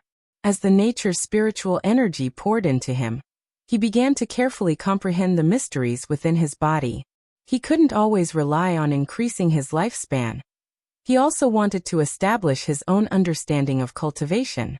The nature's spiritual energy flowed into his body, gathering on his golden core, generating spiritual power, and nurturing his muscles, bones, and primordial spirit. His cultivation level continued to improve as a result. Even in the crossing Void Realm, the cultivator's golden core remained in the Dantian, and after reaching the crossing Void Realm, Guan could feel the importance of the golden core even more. This made him think of the golden core Dao in Daoist mythology. The core formation realm might have just laid the foundation, while the true mysteries of the golden core needed to be explored at higher realms, just like the spirit root. Guan always felt that cultivating a single spirit root to a certain stage would hit a wall. Immortals couldn't be all-powerful with just one attribute, could they? The primordial spirit and golden core were the same. The primordial spirit was the manifestation of the soul, allowing the cultivator to break free from the mortal constraints of the flesh. Guan wanted to try in the future if he could integrate the Yang-Wood primordial skill with other attribute skills, to create a 5-element skill that perfectly matched his superior 5 elements heavenly spirit root. 2 hours later, Guan successfully reached the 9th layer of crossing Void Realm, draining the nature's spiritual energy. The outer sect would probably be alarmed again. This was also good, as Supreme Sect would certainly be more vigilant, increasing the pressure on demon path spies and improving Ji Xiaoyu's success rate in tribulation crossing. Guan secretly felt that he had also helped Ji Xiaoyu out. Sure enough, the next morning, while Guan was leading the disciples in their exercises, he saw many great cultivators flying over Mystic Valley, and the disciples were discussing the subsidence of spiritual energy from the previous day. From the first layer to the 9th layer of crossing Void Realm, the amount of spiritual energy consumed was comparable to, if not greater than, advancing from the first layer of divinity transformation to the first layer of crossing Void Realm. Supreme Sect's outer sect experiencing 2 such events back-to-back would surely leave them in a tizzy. Guan intended to continue accumulating lifespan, so he wasn't worried about being discovered. Next was the grand development of Medicine Valley. In the bleak autumn wind, Mystic Valley lived a secluded life. Since the calamity of Qiu Qianli, the valley disciples had been cultivating more diligently. A month quickly went by. One day, Guan was studying the Ziwei Array Chronicles under a tree, with the white spirit rat napping nearby. It had grown as big as a fat dog. While reading the Ziwei Array Chronicles with one hand, he petted the white spirit rat with the other, feeling quite comfortable. Suddenly, Guan seemed to sense something, raising his eyes to look afar, in the direction of the inner sect. He felt the strong presence of a crossing Void Realm cultivator in battle. It seemed Ji Xiaoyu had successfully formed her core, and various demon path spies couldn't hold back, and were now engaged in a fierce battle. Guan couldn't help but think of Jiang Qiong, hoping she wouldn't be reckless. With her cultivation level at the first layer of Nascent Soul Realm, it would be difficult to seize Ji Xiaoyu's golden core. The inner sect was far from the outer sect, and the disciples of Mystic Valley, unaware of the battle, continued their cultivation. As night fell, Guan could still feel the battle's presence in the distance, indicating how intense it was. Cold wind blew in from outside the window. Guan sat at his desk reading, when he heard footsteps outside. "Senior brother, may I come in?" Wuxin's voice came through. Guan responded, "Come in." Quickly, he switched the Green Hero Travelogue in his hand to Cheng Zuanden's 100 Herbs collection. Wuxin pushed the door open, then closed it behind him. Walking to the desk, he saw the 100 Herbs collection in Gu An's hand, secretly admiring his senior brother's dedication, his resolve growing even firmer. My senior brother is so studious, I must help him. Guan looked up and asked, It's so late, what brings you here? Wuxin took a deep breath and said, Senior brother, you've been stuck at the 9th layer of energy cultivation realm for some time now, right? Guan raised an eyebrow. What do you mean? Are you not satisfied with your senior disciple position, and now eyeing my position as Valley Master? Wuxin continued. Senior brother, actually I am a genius, but I have cultivated a divine skill that suppresses the growth of my cultivation level. This skill accumulates strength for a later burst. It has the profound ability to change fate. Chapter 49 Daoist Expansion Skill, Divine Power Collection. So, am actually a genius? Upon hearing Wuxin's words, Guan almost burst into laughter. He chuckled and said, In my eyes, you've always been a genius. Are you planning to teach me your cultivation technique? Wuxin nodded and said, When I say genius, I mean compared to others in the valley. But compared to my brothers and sisters, my talent is quite ordinary. The technique I practice is called Daoist Expansion Skill, taught by a divine monk. Once I start cultivating this technique, my cultivation realm won't increase, but my cultivation will keep accumulating. I plan to unseal my realm before my time is up. By then, my spirit root qualification and lifespan will transform. However, once unsealed, the Daoist expansion skill will lose its effects. After hearing this, Guan couldn't help but become interested in the Daoist expansion skill. What realm is that divine monk in? He asked curiously. Wuxin shook his head and said, I'm not sure about his cultivation level. He calls himself the immortal seeking Taoist. If he's a Taoist, why is he called a divine monk? He accepted tonsure and wears a kasaya. How could he be a Taoist? I modeled my appearance after his. He said I would have extraordinary chi fortune in the future and forcibly accepted me into tonsure. The scars on my head were left by him, and now, I can't grow any hair. As he spoke, Wuxin felt wronged. He also wanted to be as handsome as Guan and attract women. Guan didn't press further and let Wuxin explain the Daoist expansion skill. He wanted to see how profound this Daoist expansion skill was. Wuxin began to explain the Daoist expansion skill earnestly. It took him a full hour to finish. The Daoist expansion skill was indeed profound. Its chi control method was extremely complex. From Guan's cultivation level's perspective, the Daoist expansion skill concealed other mysteries. Senior brother, do you remember it? Or should I write it down for you tomorrow? Wuxin asked with concern. Guan smiled and nodded. Sure. This technique sounds truly formidable. Thank you for your kindness. Let's rest for now. No need for thanks between us, Wuxin said with a smile. He was elated and felt he had finally helped his senior brother. With that, he turned and left. Once Wuxin went downstairs, Guan began to practice the Daoist expansion skill. Wuxin worried that he wouldn't remember, so Guan humored him to avoid revealing his current talent and cultivation level. In reality, unless the method was exceptionally unique, Guan could remember it by hearing it just once. 3 days later, in the mountains and forests, Guan was sparring sword techniques with Su Han. That day, Qiu Qianli caused trouble, and Su Han stood bravely with his sword at the front, which moved Guan. He decided to teach him a few moves. Su Han initially had low expectations, thinking his master was just bored. But once they sparred, the outcome was entirely different from what he had anticipated. Guan wielded a wooden sword, using simple steps and ordinary sword moves. Yet he easily dismantled each of Su Han's moves. Su Han was greatly astonished, his esteem for Guan soaring. After dozens of moves, Guan flicked Su Han's sword out of his hand, sending it to the ground. Looking at the wooden sword hovering near his throat, Su Han swallowed nervously. Stunned as he looked at Guan, Guan withdrew his sword and, with a smile, asked, "How was it?" "Remarkable," Su Han replied sheepishly. Guan shook his head. "I didn't ask for your evaluation of me. Did you sense anything?" Su Han hesitated, and then carefully recalled. Wait. He seemed to have realized something, his face changing drastically in surprise. He looked at Guan and hesitantly asked, "Master, were you using moves from the Hateful Heaven Divine Sword?" Guan nodded. "That's right.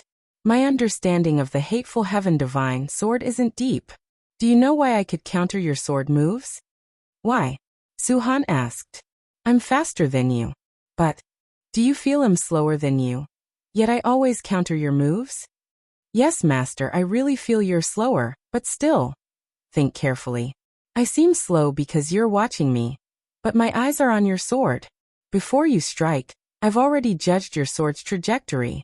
When you attack, I do too. As the defender, my sword covers less distance, so when our swords clash, I seem slower but can still catch up to you. Guan explained patiently. Su-han frowned, meticulously recalling their sparring. Su-han soon understood. Indeed, from the moment their swords rose, the outcome was decided. Looking up at Guan with admiration, Su-han sighed. Master, you are truly incredible. You became better than me at the Hateful Heaven Divine Sword after just looking at its manual once. Guan stepped closer and smiled. I've also practiced swordsmanship, so I understand better than you. But keep this to yourself. I have some grudges, and others shouldn't know I know swordsmanship. Touched, Su-han quickly knelt on one knee, raising his hand in vow. I swear never to reveal that master knows swordsmanship. If I do, may I be struck by lightning and live a lonely life. Guan hastily helped him up, exasperatedly saying, No need to swear. Your word is enough for me. Despite his words, he was satisfied with Su-han's attitude.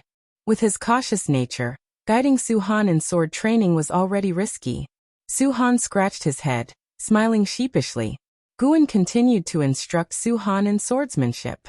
Though he didn't practice the Hateful Heaven Divine Sword diligently, his mastery of the Taitsung Divine Shocking Sword made it easy to give pointers. After half an hour, Guan left the forest, leaving Su-han to train alone. He went to the valley entrance, his eyes locking on a wooden railing in a garden where someone stood, accompanied by the servant disciple Yang Min Jiangqiong. How dare this rascal openly enter Mystic Valley in broad daylight? Guan silently cursed. He had noticed Jiangqiong approaching Mystic Valley, and thus ended his session with Su-han early.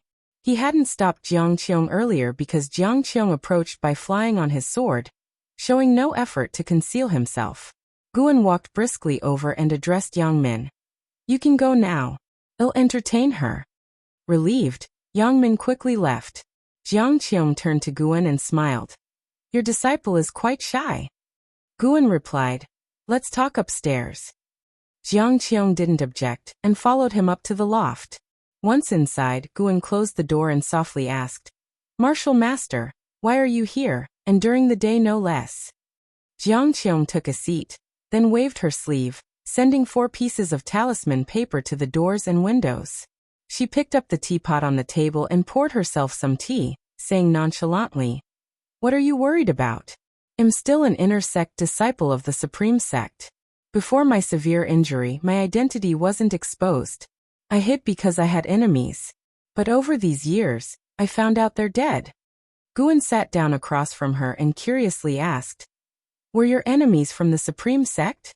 To be precise, they were like me demon path spies, Jiangqiong said with a mocking smile, emphasizing the words demon path spies. Guan wanted to ask more, but Jiangqiong waved her hand. No more questions.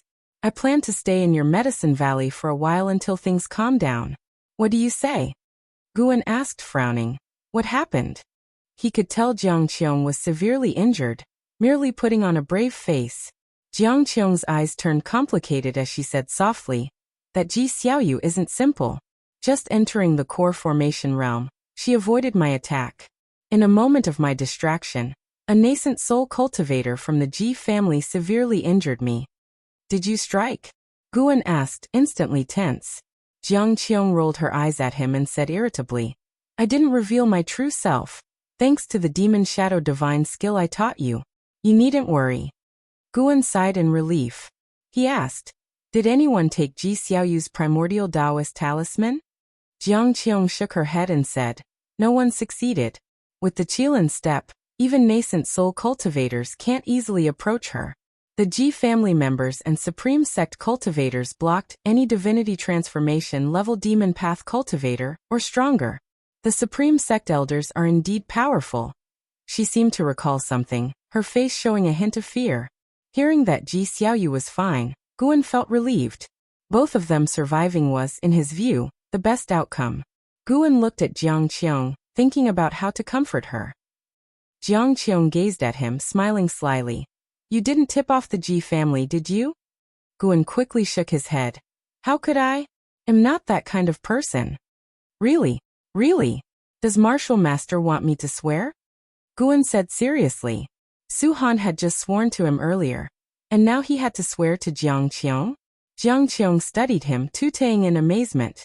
There's no need. Actually, I wanted you to report to the Ji family. Guan was puzzled, not understanding her meaning. Jiang Qiong took a sip of tea and smiled. Seeing you at the Ji mansion gate, I came up with an idea. Through you to tip off the Ji family, making them very vigilant.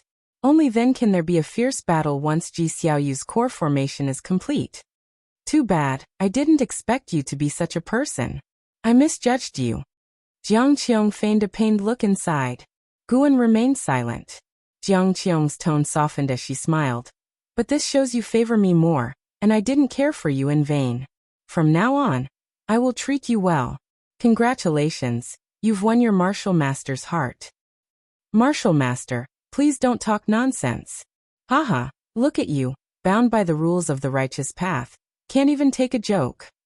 Jiang Qiong covered her mouth, laughing, leaving Guan feeling helpless. Just then, Jiang Qiong reached into her storage bag at her waist and placed a piece of bronze on the table. The bronze piece was square with chipped edges, engraved with densely packed tiny characters. Jiang Qiong's eyes burned with eagerness. This is my true purpose for going to the Ji mansion. It's the Ji family's divine power collection, containing one of their 10 great divine powers. It was a gift from the Ji family's clan leader to Ji Xiaoyu.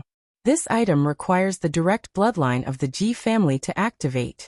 Of course, someone above the divinity transformation realm can forcibly break the restriction within. Passing down Ji Xiaoyu's Qilin step and this divine power collection, it seems they're preparing her to join the Holy Land. Divine power collection? Guan's eyes couldn't help but gaze at the bronze piece, filled with curiosity. Jiang Qiong pushed the bronze piece towards Guan, saying, Keep this for now. Hide it in the 8 scenic caves. When I get the direct bloodline of the Ji family's essence blood, it'll come to you. Keeping this on me is risky. Guan looked at the bronze piece on the table, blinking. Chapter 50 Heaven and Earth Pathgang, Tianya Valley. Guan put the bronze fragment into his storage bag and asked, Are the Ji family's 10 divine abilities really that strong, that even a genius like you from the Thousand Autumn Pavilion would be so envious? Jiang Qiong glanced at the wooden cabinet beside her and said softly, Very strong. Moreover, they are not something you can master just because you want to. In the Ji family, anyone who can master even one divine ability, regardless of their status, will get the Ji family's special cultivation and be moved into the main family. In the Taitsong dynasty, all the sects combined would struggle to overturn the supreme sect. The same goes for the clans. The disparity is vast. 3 major clans reign supreme over the dynasty, one of which is the Ji family. Listening to her, Guan suddenly suspected that there might be spies from the Ji family within the Thousand Autumn Pavilion as well. Indeed, it was the demon path. Following her words, Guan asked, Who are the other 2 families? The Zhou and Gu families. Why not the Li family? The Li family is just a puppet. Jiang Qiong spoke with disdain for the Li family, which gave Guan a new understanding of the Taitsong dynasty. The royal family isn't the strongest family? Indeed, though Li Zuando's lifespan limit was strong, it couldn't compare with Ji Xiaoyu. Ji Xiaoyu was currently the most terrifyingly talented person Guan had encountered. The Gu zone was probably related to the Gu family, and the void-crossing realm mastery evident how deep the Gu family's strength ran. As for the Zhou family, Guan hadn't come into contact with them yet. Taking this opportunity, Guan continued to inquire about the world of immortal cultivation from Jiang Qiong, who answered everything one by one. After about half an hour, Jiang Qiong grew impatient.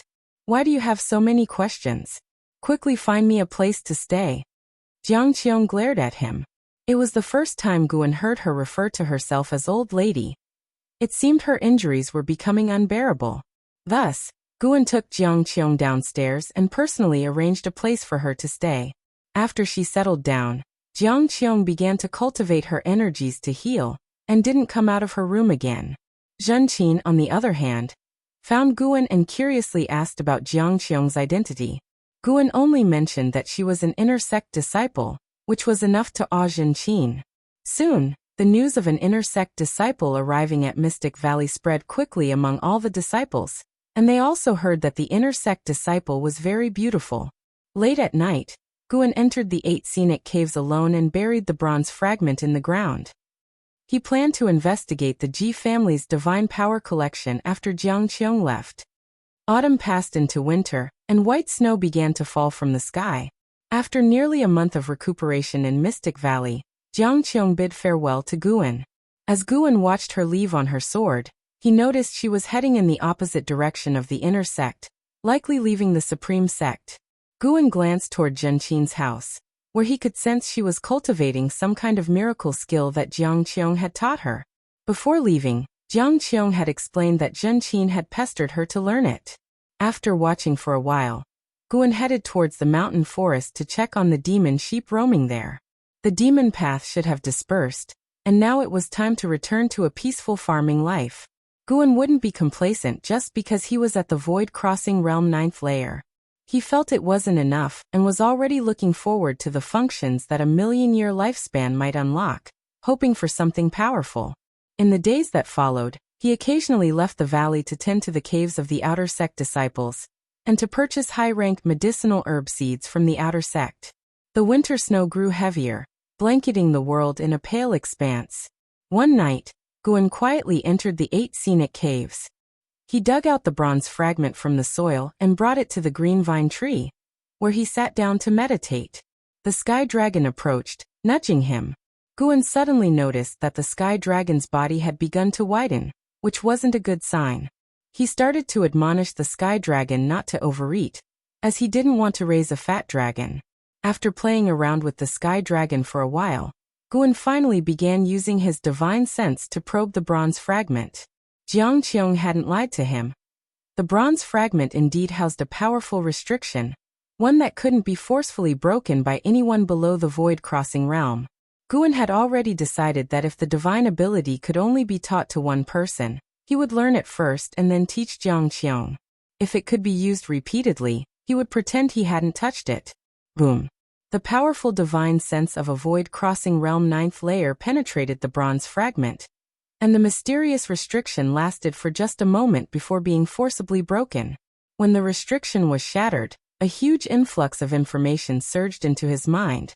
This influx of information was extremely complex and chaotic, with various pieces of information rudely breaking into his mind, causing him to frown slightly. Even after breaking the restriction, it still required sorting through the information, possibly serving as another test. Guan's divine sense was strong and could capture minute connections, and after a while, he managed to sort it out. This divine ability was called the Heaven and Earth Path Gang. The snow piled up heavily, with this year's snowfall far exceeding previous years, forcing Guan to lead the disciples to shovel the snow. Unless it was an emergency, they didn't use spiritual power. As Guan said, this also counted as a form of cultivation. The heavy snow fell for half a day before it finally eased. Guan stood in front of the wooden fence, looking at his medicinal herbs. Not a single herb was damaged, which brought a smile to his face. After watching for a while, Guan's gaze shifted to the entrance of the valley, where he saw a man wearing a rain hat and cloak, carrying a long gun wrapped in cloth, walking in. Luohan, Core Formation Realm 8th Layer 66/400/2803. A maximum lifespan of 2,803 years. Impressive. Guan immediately walked over and came to Luohan, cupping his hands in greeting. Just as he was about to inquire, the other person spoke first. Who is the Valley Master, Guan? Luohan's voice sounded young, but it was full of vigor. Guan responded, I am. Who might you be? Luohan raised his head, revealing a handsome face under the rain hat, but his left cheek bore a brand with the character for prisoner. The Emperor sent me. You have an ancient hour to prepare, then come with me. Luohan said expressionlessly. After speaking, he walked past Guan and continued into the valley. A gleam of joy flashed in Guan's eyes. Finally, it has come. He was eager to see how big Li Xuando's medicine valley was. He immediately went to find Wuxin, who had already become the first disciple of Mystic Valley, capable of overseeing the entire valley. The so-called first disciple was a position, not necessarily the disciple of the valley master. Just like the first disciple of the Supreme Sect, who had the strongest strength, but wasn't the disciple of the sect leader. Upon hearing that Guan was leaving for a while, Wuxin was excited, and Guan gave him many instructions, especially that the medicinal herbs needed to be left for him to harvest personally. Wuxin knew that his senior brother had few hobbies, one of which was harvesting, and promised not to touch the herbs. Luo Han then approached Yan, who was practicing staff techniques with a long stick, a family skill. Seeing Luo Han approach, Yan quickly stopped and looked at him nervously. Luo Han pulled out a secret book from his pocket and tossed it to him, saying, "You have good bone structure, you can practice this." Yan caught the secret book and replied, "But I am just a mixed spirit root." Spirit root only determines one's talent for energy absorption cultivation. Human talent has other aspects too. Your bone structure is better than most, making you a good talent for spear training. Once you master it, you can join the military in Songzhou, make meritorious contributions, and then exchange for heavenly materials and earthly treasures to cleanse your marrow and change your life grid. Luo Han's words excited Yi Yan, and he promptly thanked him. Luo Han nodded slightly and then walked around, observing the medicinal herbs planted in Medicine Valley. After about half an hour, Guan found him and said they were ready to leave. Luo Han raised his hand, removing the long gun from his back, which gleamed in his hand with golden light, drawing the disciples' attention. "Show off," Guan thought to himself. Luo Han leaped into the air, stepping on the long gun, and glanced towards Guan in the snow below, saying, "Come up." Guan immediately jumped up, landing behind him, standing on the gun shaft. Luo Han spurred his spiritual power, and the long gun carried them swiftly away, crossing the mountains and leaving a long streak against the snowy sky. Disciples in the valley gathered and curiously discussed Luo Han's identity. The sky was cold, and Gu An's black hair was blown backward, revealing a fair and handsome face. "Not bad. Your control over spiritual power is very fine. You stand very stably." Luo Han's voice sounded, his back facing Guan, his tone tinged with admiration. Guan responded casually, "I usually enjoy sword control techniques, so I have studied it. Although your cultivation is low, having caught the Emperor's eye, you must have some outstanding qualities. When you reach Medicine Valley, feel free to do your best. I will protect the valley." Luo Han began talking about Medicine Valley, and Guan listened carefully. According to Luo Han, this Medicine Valley was very important to the Emperor. The Emperor planned to cultivate a group of geniuses within the valley for future use. If Guan performed well, he could also obtain a batch of precious medicinal herbs. Guan sensed that Luo Han had deep respect for Li Xiandao, which made him curious about the prisoner brand on Luo Han's face. Li Xuando's Medicine Valley was called Tianya Valley. Though near the Supreme Sect, it was thousands of miles from Mystic Valley, located in a demon beast-infested mountainous area. Guan suggested establishing a teleportation array in Tianya Valley to connect it to Mystic Valley, but Luo Han rejected the idea, stating that Tianya Valley's existence must remain unknown to the Supreme Sect. This made Guan want to complain. "You've planted it near the Supreme Sect, yet you want to keep it hidden?" But then he thought of the 8 scenic caves, guessing that Li Xiandao likely set up high-rank formations. To accommodate Guan, Luo Han flew at a moderate speed. Night fell, but he continued flying. Guan sensed that this area's forests were filled with demon energy, with creatures comparable to the core formation realm. Sure enough, suddenly, a third-tier demon bird attacked from behind, but Luo Han struck out with a punch, his spiritual power forming a golden spear shadow that tore the demon bird apart, capturing its demon core with ease. After showing his power, no other demons dared to disturb them. By the next morning, Guan finally saw Tianya Valley. The mountains and rivers before them were shrouded in white mist and snow. Amidst the peaks lay a vortex of white snow, with white cranes flying within, beautiful like an immortal realm. Through the snow mist, Guan saw Tianya Valley and his expression grew peculiar. Tianya Valley lay among the mountains, about twice the size of Mystic Valley in area, with steels standing on the surrounding mountains, clearly part of some formation, yet to be activated. The downside was that the valley was overrun with weeds, exceedingly pristine, meaning he would have to clear the land first. Guan couldn't help but ask, "Is it just the two of us in Tianya Valley for now?" Luo Han looked ahead as he descended the long gun, answering, "Don't worry, I will capture some demons to assist. This valley cannot recruit people randomly. We must wait for the Emperor to send them." Chapter 51. Zhou Tongyu, the strongest in a century hunting demons? Guan immediately became interested upon hearing this. As they descended continuously, the terrain of Tianya Valley appeared amidst the snowy mist. From midair, it looked like a vast green ocean. Streams flowed into the valley from all directions, and at the edges of the valley, two small rivers could be seen flowing underground. Soon, Luo Han landed with Guan, and he began wrapping his long spear with a cloth. "From now on, you are the Valley Master. Do whatever you wish and instruct me at any time," Luo Han said. Guan nodded, directly taking out the Heavenly Residence sword, and said, "Build a few pavilions in the peripheral area while I clear the weeds." Luo Han's eyes fell on the Heavenly Residence sword scabbard. His pupils suddenly dilated, and he immediately knelt down, saying in a deep voice, "Luo Han greets the Master of Heavenly Residence sword." Guan purposely took out the Heavenly Residence sword, fearing Luo Han might not take him seriously. The effect was excellent. "What are you doing? Quickly rise." Guan feigned panic and hurriedly helped Luo Han up. After standing up, Luo Han's eyes were filled with complexity. He muttered, "I never expected His Majesty would give you the Heavenly Residence sword." Guan asked in surprise, "Why such a big reaction?" Luo Han replied, "Taitsong has 3 Emperor swords. Seeing the sword is like seeing the Emperor. They are the Heavenly Inquiry, Heavenly Residence, and Heavenly Punishment. His Majesty holds the Heavenly Punishment sword, while the Crown Prince has the Heavenly Inquiry sword. Without His Majesty's permission, no one can possess the sword. Hence, seeing the sword is like seeing the Emperor." Upon hearing this, Guan suddenly realized that Li Ya's status in Li Zuando's heart was very high, comparable to the Crown Prince's.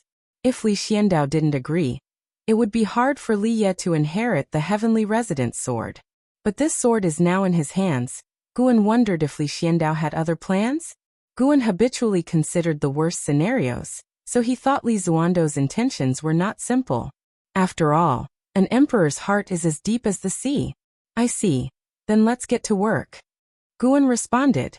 Luo Han had no objections, but he couldn't help but look at the Heavenly Residence sword a few more times.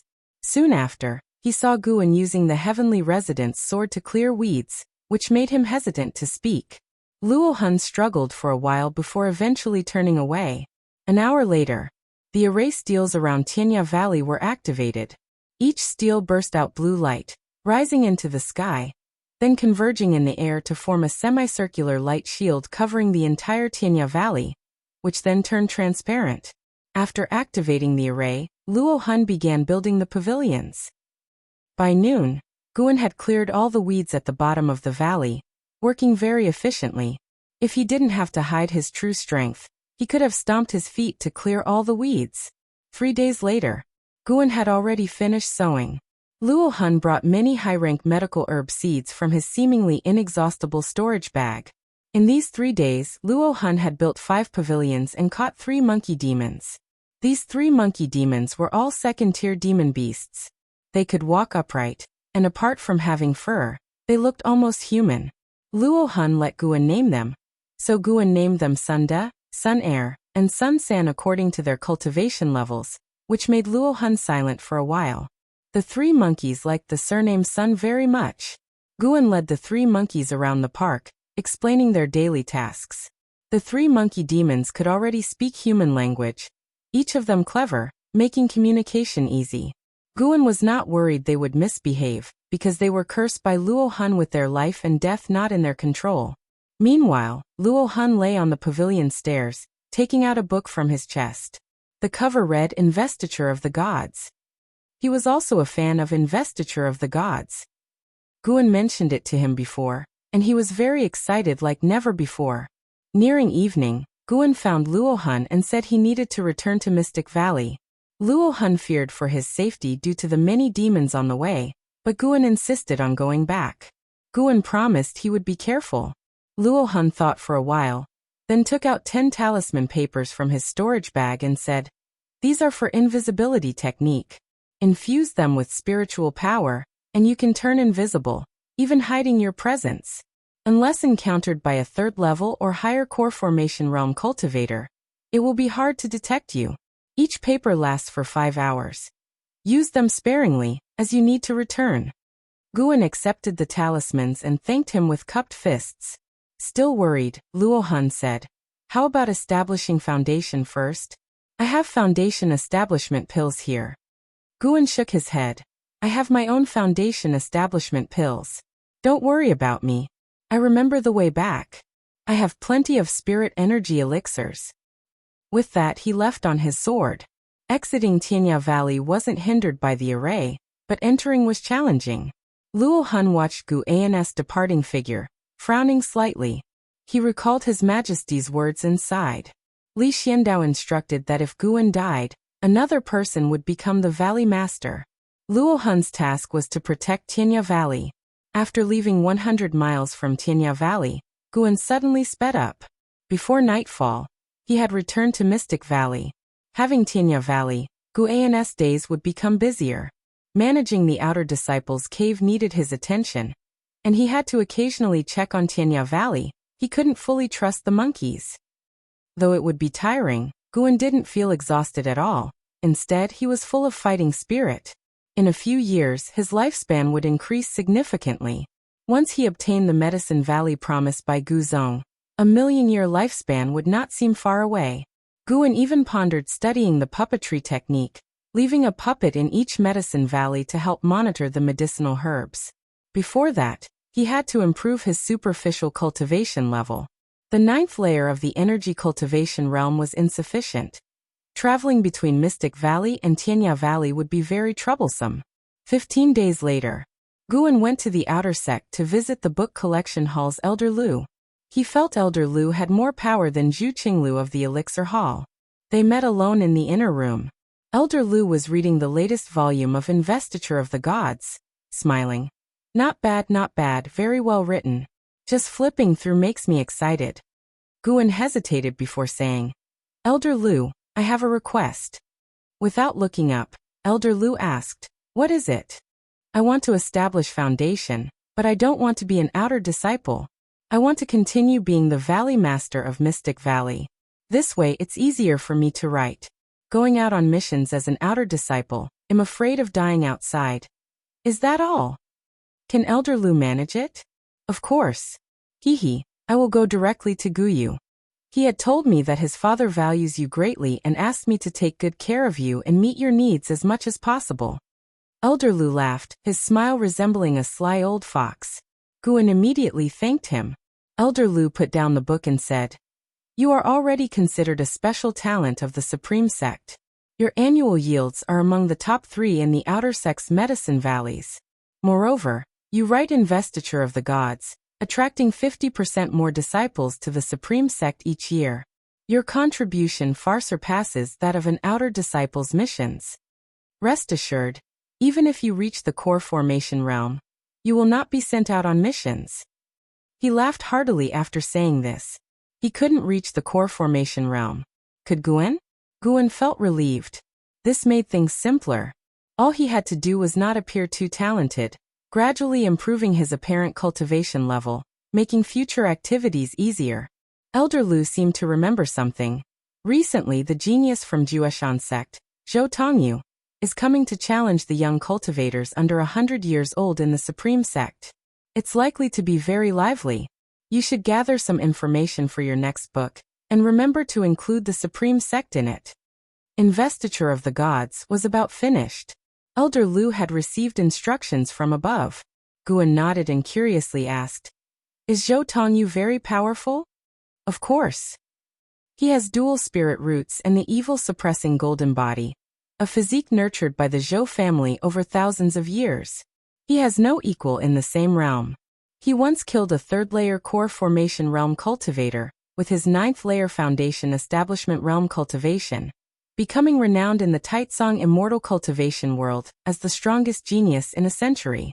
Elder Lu was full of admiration talking about Zhou Tongyu, narrating the battle in detail, and Guan listened attentively. To Guan, those who could defeat enemies across realms had the protagonist's fortune. After all, he couldn't do that, or rather, he didn't dare. Instead of defeating powerful enemies across realms, he preferred to crush weaker opponents with superior cultivation. An hour later, Guan left the book collection hall.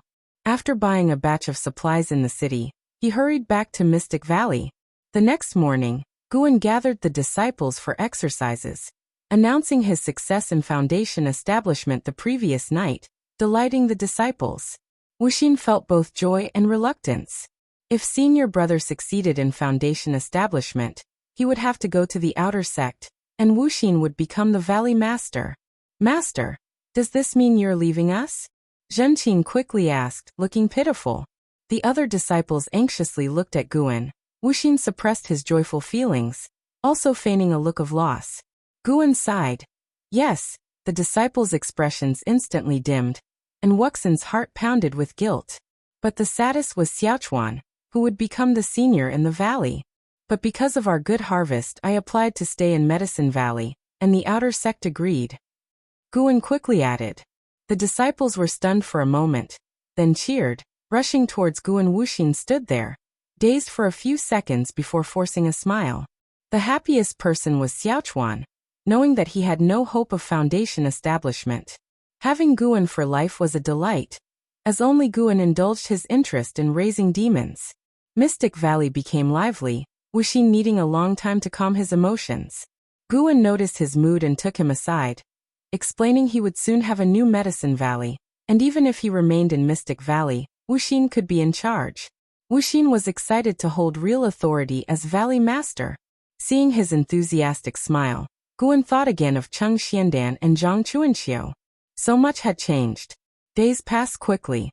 Guan went out every 2 days to manage the outer disciples' cave, and every half-month to check on Tianya Valley. Upon learning of Gu An's foundation establishment, Luo Hun became completely assured, ceasing his interruptions. Guan noticed Luo Hun liked reading, so he brought him a Green Hero travelogue.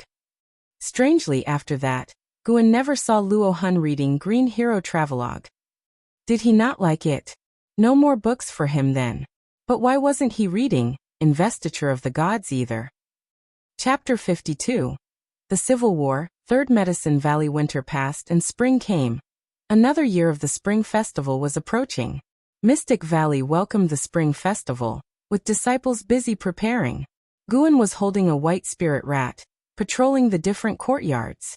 The white spirit rat enjoyed being held by him. Its eyes closed as if it were asleep. A whistling sound came from the horizon. Guan turned his head and smiled. Yilan was back. She quickly landed beside Guan, storing her flying sword in her storage bag. She smiled charmingly. Senior brother, I came back for the festival. You wouldn't be unwelcome, would you? Guan looked at her and smiled, asking, Isn't the law enforcement hall busy? No matter how busy, I can always spare a few days. Proper relaxation is more conducive to cultivation. You said that, and I've always remembered. Yilan blinked and said playfully. After a few words of greeting, Yilan pulled Guan towards the pavilion. As they walked, she said, Senior brother, let's go to your room first. I'll show you a treasure. A treasure? Guan put the white spirit rat down and followed Yilan. As they climbed up to the pavilion and entered the room, Yilan didn't close the door, which made Guan breathe a sigh of relief. Yilan walked to the table and took a brocade box out of her storage bag. She turned sideways and looked at Guan with a proud smile. Senior brother, this is a foundation establishment gift I specially prepared for you. Why go to such trouble? When you reach foundation establishment, I didn't give a gift. Without your foundation establishment pill, could I have achieved foundation establishment? I'm not like those geniuses who can force foundation establishment with their spirit root qualification. Yilan shook her head and laughed. Hearing this, Guan did not decline further. He walked to her side, curiously looking at the brocade box. Yilan opened the brocade box. Inside was a herb root that looked like ginseng. If not carefully sensed, it was hard to detect the faint spiritual energy within. Human face tree, revival state 0/600/22,000. 22,000 years of maximum lifespan? Guan raised his eyebrows. It was the first time he saw the words revival state. Yilan introduced. This is the root of a 6th-grade spirit tree. Once buried in the ground for several years, it can regrow and enhance the spiritual energy of the area. Guan curiously asked, such a precious treasure, where did you get it? Yilan blinked and said, recently, while capturing demon path traders, I found it in the cave of a trader from the Thousand Autumn Pavilion. I didn't report it.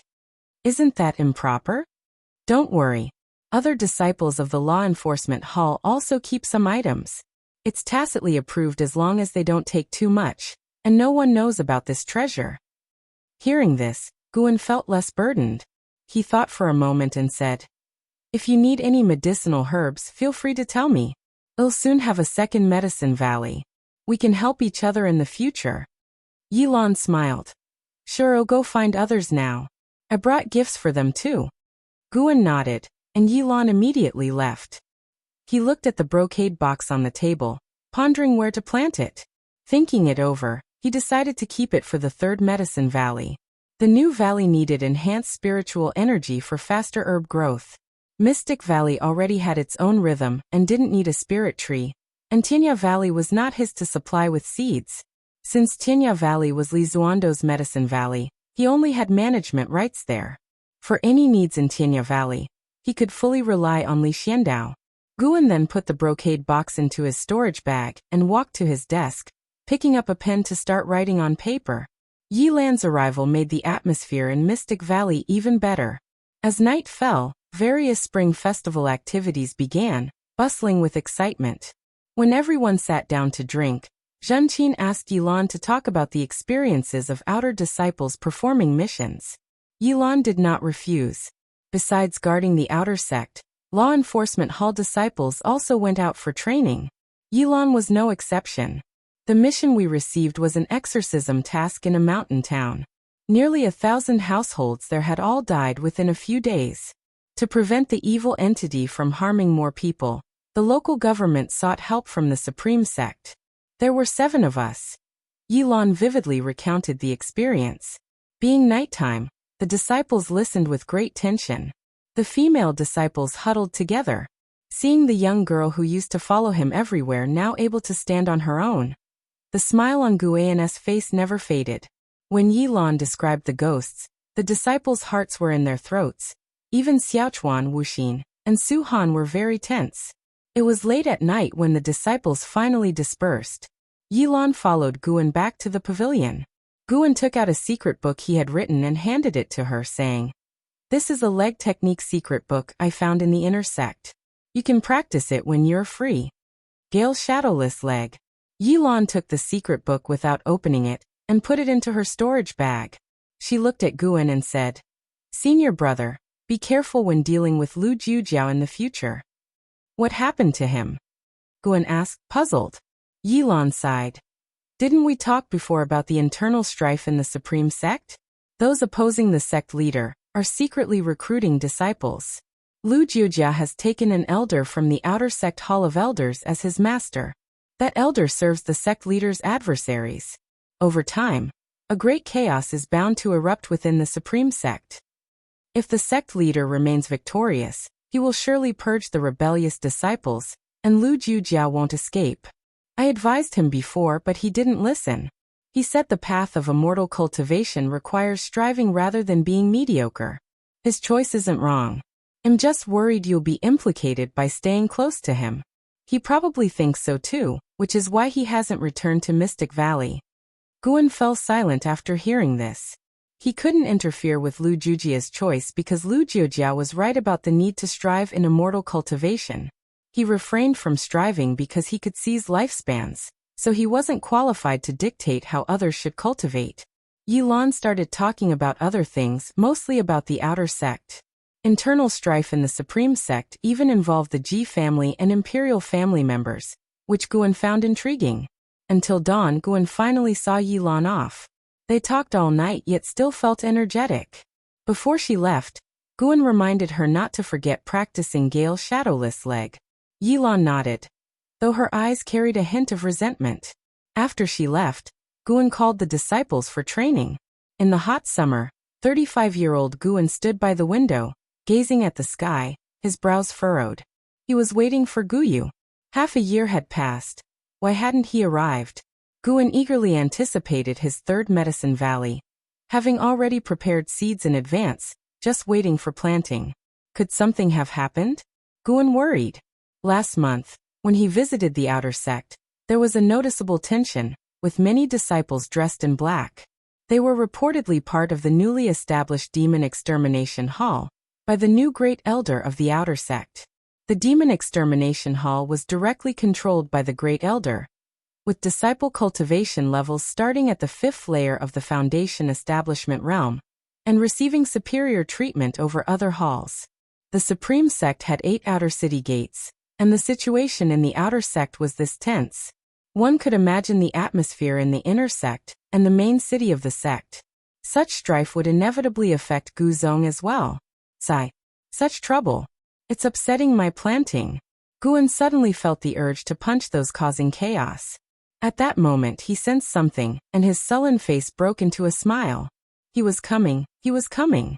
Guan detected Guyu's aura, and tried to calm his emotions without going downstairs. After a while, Guyu landed in Mystic Valley. Guan!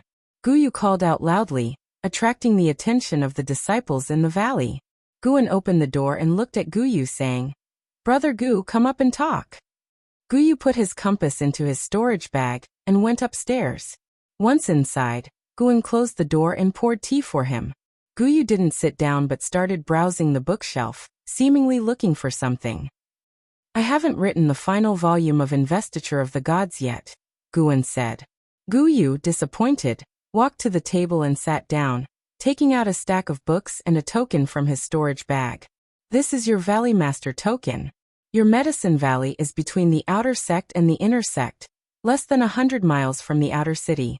For someone in the Foundation Establishment realm like you, it's not a hassle to travel back and forth. These books are my father's life experiences written down. You can refer to them. My father said you don't have to stick to the facts. You can adapt them or even create stories based on his experiences." Guyu explained with a playful look, hinting at Guan with his eyes. Guan placed the teacup in front of him and picked up the Valley Master token. Unlike the bronze token of Mystic Valley, this token was silver-white with several layers of restrictions within it. "It'll take you to the Medicine Valley later. If you get lost, just inject your divine sense into the token, and it will guide you." Guyu drank a cup of tea and continued speaking. Guan nodded eagerly, excited to see his new Medicine Valley. Guyu seemed to remember something and said, "Oh, when you write about me, include Zhou Tongyu. Write that he is the strongest genius of the young generation in the immortal cultivation world, but he especially admires me and follows my lead." Guan's face twitched. "That's not appropriate. I'm afraid writing that will cause trouble." "Whatever you want, just ask, and it'll satisfy you. It's not about the price." 100 top-grade spirit stones. If he sees it, he'll definitely investigate me. 1,000 top-grade spirit stones. This is all my savings. How about a homophone? Upon hearing this, Guyu raised an eyebrow. "Sure, but you can only change one character." "Deal." Guan agreed but wouldn't slander Zhou Tongyu in the book. He considered making them rivals who admire each other, ensuring not to offend either party. He could tell Guyu didn't harbor true enmity towards Zhou Tongyu. Otherwise, he would depict Zhou Tongyu as a small minion, not praise him as the strongest genius. Guyu probably just felt jealous. Making them brothers who occasionally competed would likely please Guyu. After a short rest, the two set off, controlling their swords to leave Mystic Valley. Chapter 53 So-Called Perception, Guan's Fury. At sunset, the sun dipped in the west. Guan stood on the cliff, looking over the Medicine Valley ahead, a satisfied expression on his face. Ahead were several not-so-high mountains, with a vast valley between them, extending for 12 miles in length and 2 or 3 miles in width. The edges of the Medicine Valley were lined with rows of trees, resembling a natural barrier, shielding the valley from wind and waves. Standing next to him, Guyu said, "There are cave dwellings of inner Sect disciples nearby, more than one in number. As long as you don't leave the 100-mile radius, you won't encounter any demon beasts." Guan nodded, his eyes filled with anticipation. What he saw was not the Medicine Valley, but an unending number of lifespans. Guyu patted Guan on the shoulder, and then flew away on his sword. Guan leaped towards the Medicine Valley, his limbs surrounded by visible wind waves, which was precisely the wind control skill.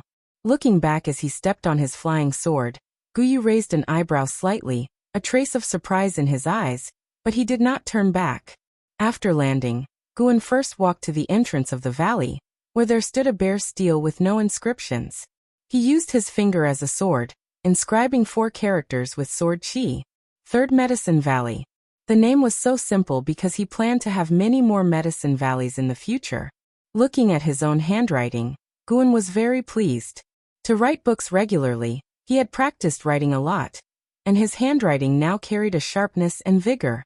After admiring his writing for a while, Guan began to look for a place to build a pavilion. He intended to set up the teleportation array first. Dusk eventually passed, and night gradually fell. By the bonfire, Guan sat on a rock, flipping through a book in his hand. This was given by Ji Xiaoyu, containing instructions on how to set up the teleportation array she had provided.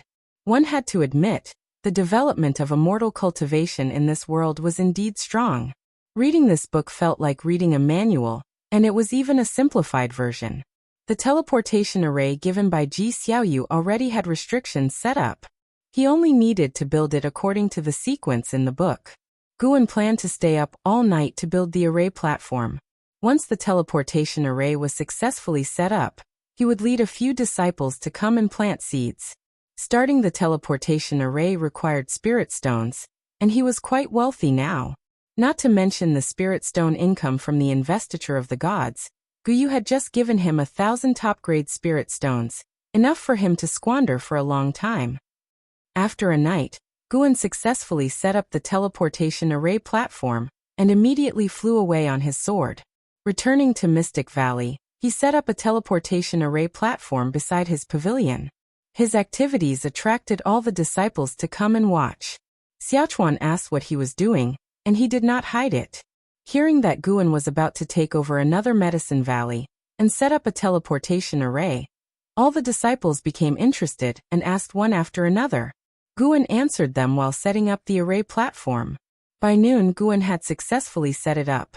In front of everyone, he placed spirit stones into the grooves on the array pillars, and after placing them correctly, he infused spiritual power into the activation mechanism. Rumble. The teleportation array started, the ground slightly trembled, and on the array platform, 2 array pillars burst with strong light, converging to form a light curtain. Guan turned around, scanning the crowd, and said, "Wu Xin, go to the outer sect and recruit 3 servant disciples. Suhan, Zhenqin Yiyan, come with me. The others stay in Mystic Valley." Hearing this, Zhenqin and the other 2 excitedly stepped forward and followed Guan into the teleportation array. Not long after, the teleportation light curtain dissipated, and the array platform returned to calm. On the other side, in the third Medicine Valley, Guan started instructing the 3 disciples to weed, while he focused on building the rooms.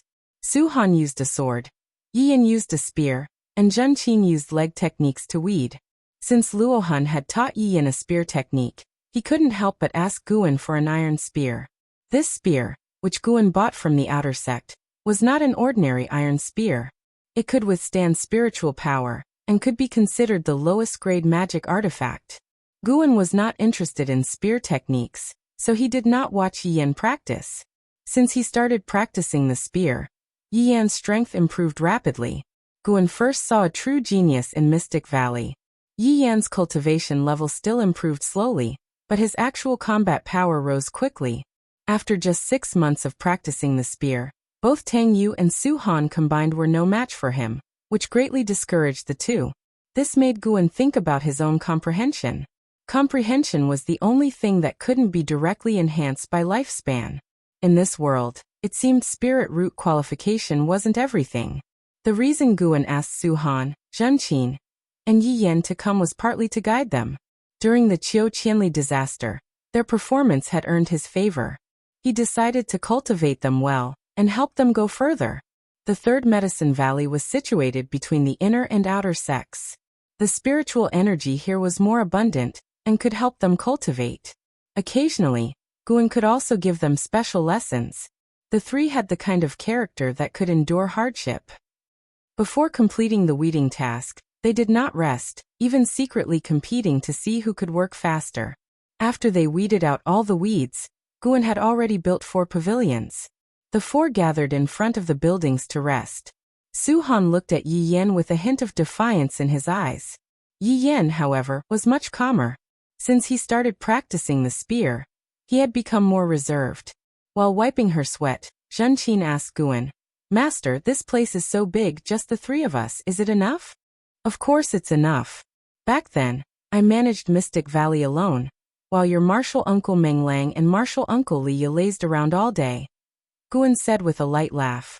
Looking back at those little conflicts from the past, he found them amusing, though unfortunately, old friends were no longer around. After listening, Zhenqin asked more about Guan's past. Su-han and Yi Yan also listened intently, as they all respected Guan greatly. Yi Yan's spear technique wasn't taught by Guan, but he still felt indebted to his master. If not for his master, how would that mysterious cultivator have come to Mystic Valley and bestowed the spear technique upon him? After talking for an hour, they continued to work. 3 days later, the third medicine valley was already filled with medicinal herb seeds, though it still looked like barren land. After all, seeds needed time to sprout and grow. Guan led them back to Mystic Valley to pack their belongings, and then had them move to the third medicine valley. The remaining servant disciples were very curious about this, and some wanted to go to the third medicine valley, but were suppressed by Wuxin. As the valley master of Mystic Valley, Wuxin couldn't let people run away. Mystic Valley was his foundation. Thus Guan's 3-sided medicine valley began to operate, and the idyllic farming life started from there. A month after the third medicine valley was seeded, with Zhenqin and the other 2 guarding the valley, Guan only occasionally came to check.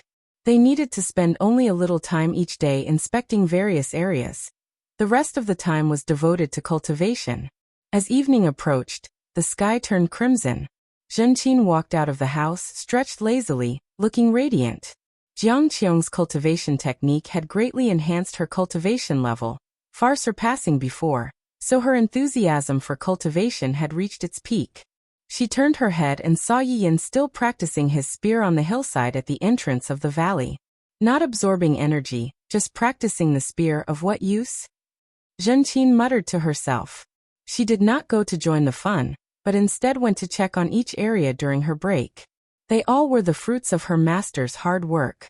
On the other side, Yi Yan practiced his spear under the sunset glow, sweat falling like rain. Even though his entire body ached, he did not stop. The spear technique he practiced was his only chance. He did not want to miss it, nor did he want to be a servant disciple for life. The spiritual energy is more abundant in the valley. Why not practice the spear inside? A voice came, startling Yi Yan, who turned his head to look. He saw a figure standing in the forest 10 feet away. The figure standing atop a tree, blue robes flowing in the wind, displaying an immortal's demeanor. When had he appeared? Yi Yan was secretly alarmed. He collected himself and looked towards the person, loudly asking, "Senior, what business do you have?" Guan had said that this was already inner sect territory. Any cultivator encountered must be addressed as senior, showing no disrespect. The man in blue wasn't particularly handsome, but his eyes were bright and penetrating, making it difficult to meet his gaze. "Just passing by, I saw you practicing your spear. This spear technique of yours is not simple. It includes an energy absorption and body tempering method, quite rare." Zhou Tongyu leapt from the tree and walked towards Yi Yan. Seeing him approach, Yi Yan became nervous, unsure of how to handle the situation with his master not in the valley. "You haven't answered me yet," Zhou Tongyu reminded, his tone calm. But the more he spoke this way, the greater pressure Yi Yan felt. Yi Yan gritted his teeth and answered, "Behind is my master's medicine valley. The seeds were sown just a month ago. I don't want my cultivation to affect the growth of the medicinal herbs." "Was this spear technique taught by your master?" "No, it was a friend of my master's." "To know such a friend, your master must not be simple. May I ask your master's name?" "My master is named Guan." While answering, Yi Yan was puzzled as to what the other was exactly aiming for. Zhou Tongyu stopped and beckoned with a hand, saying, "How about a spar? I won't use spiritual power or magic artifacts, just techniques. How about it?" Yi Yan frowned, hesitating. "Are you afraid?" Zhou Tongji's words stirred Yi Yan's fighting spirit. He hadn't feared even the great cultivators of the demon path back then. How could he fear this person? At noon, Guan arrived at the third medicine valley through the teleportation array. He first scanned all areas with his divine sense, and seeing no issues, he looked for his disciples. Quickly, he was drawn to Yi Yan practicing at the entrance of the valley. He walked over, and Yi Yan, noticing his approach, turned his back to him. "Yenner, how did you get injured?" Guan asked upon arriving. Yi Yan hesitated for a moment before choosing to look at Guan. Showing a face covered in bruises, even with a handprint on his left cheek. He recounted what happened the previous evening to Guan, who became furious upon hearing it. Someone dared to bully his disciple. "What is his name? Will he come again?" "I don't know. He didn't say. He only mentioned that he would come looking for me again when he had time." "Don't worry, Master has your back." Guan patted Yi Yan on the shoulder, and then gave him some healing pills. In the following days, Guan stayed in the third medicine valley, but the one who beat Yi Yan never showed up. However, after Guan went to the outer Sect to manage his cave and returned, he found that Yi Yan had been beaten again. The person struck and then left. This happened repeatedly over the next 2 months, with Yi Yan getting beaten 4 times, always when Guan was absent. Guan began to suspect the other was deliberately avoiding him. One noon, Guan was reading under a tree, with a slope below connecting to the valley entrance, where Yi Yan was seen practicing his spear. Suddenly, Guan sensed something. His eyebrow twitched, thinking, finally he has come. You're tuning in to the Echoes of the Heart YouTube channel. Don't forget to subscribe and join us on this journey to catch the most captivating stories.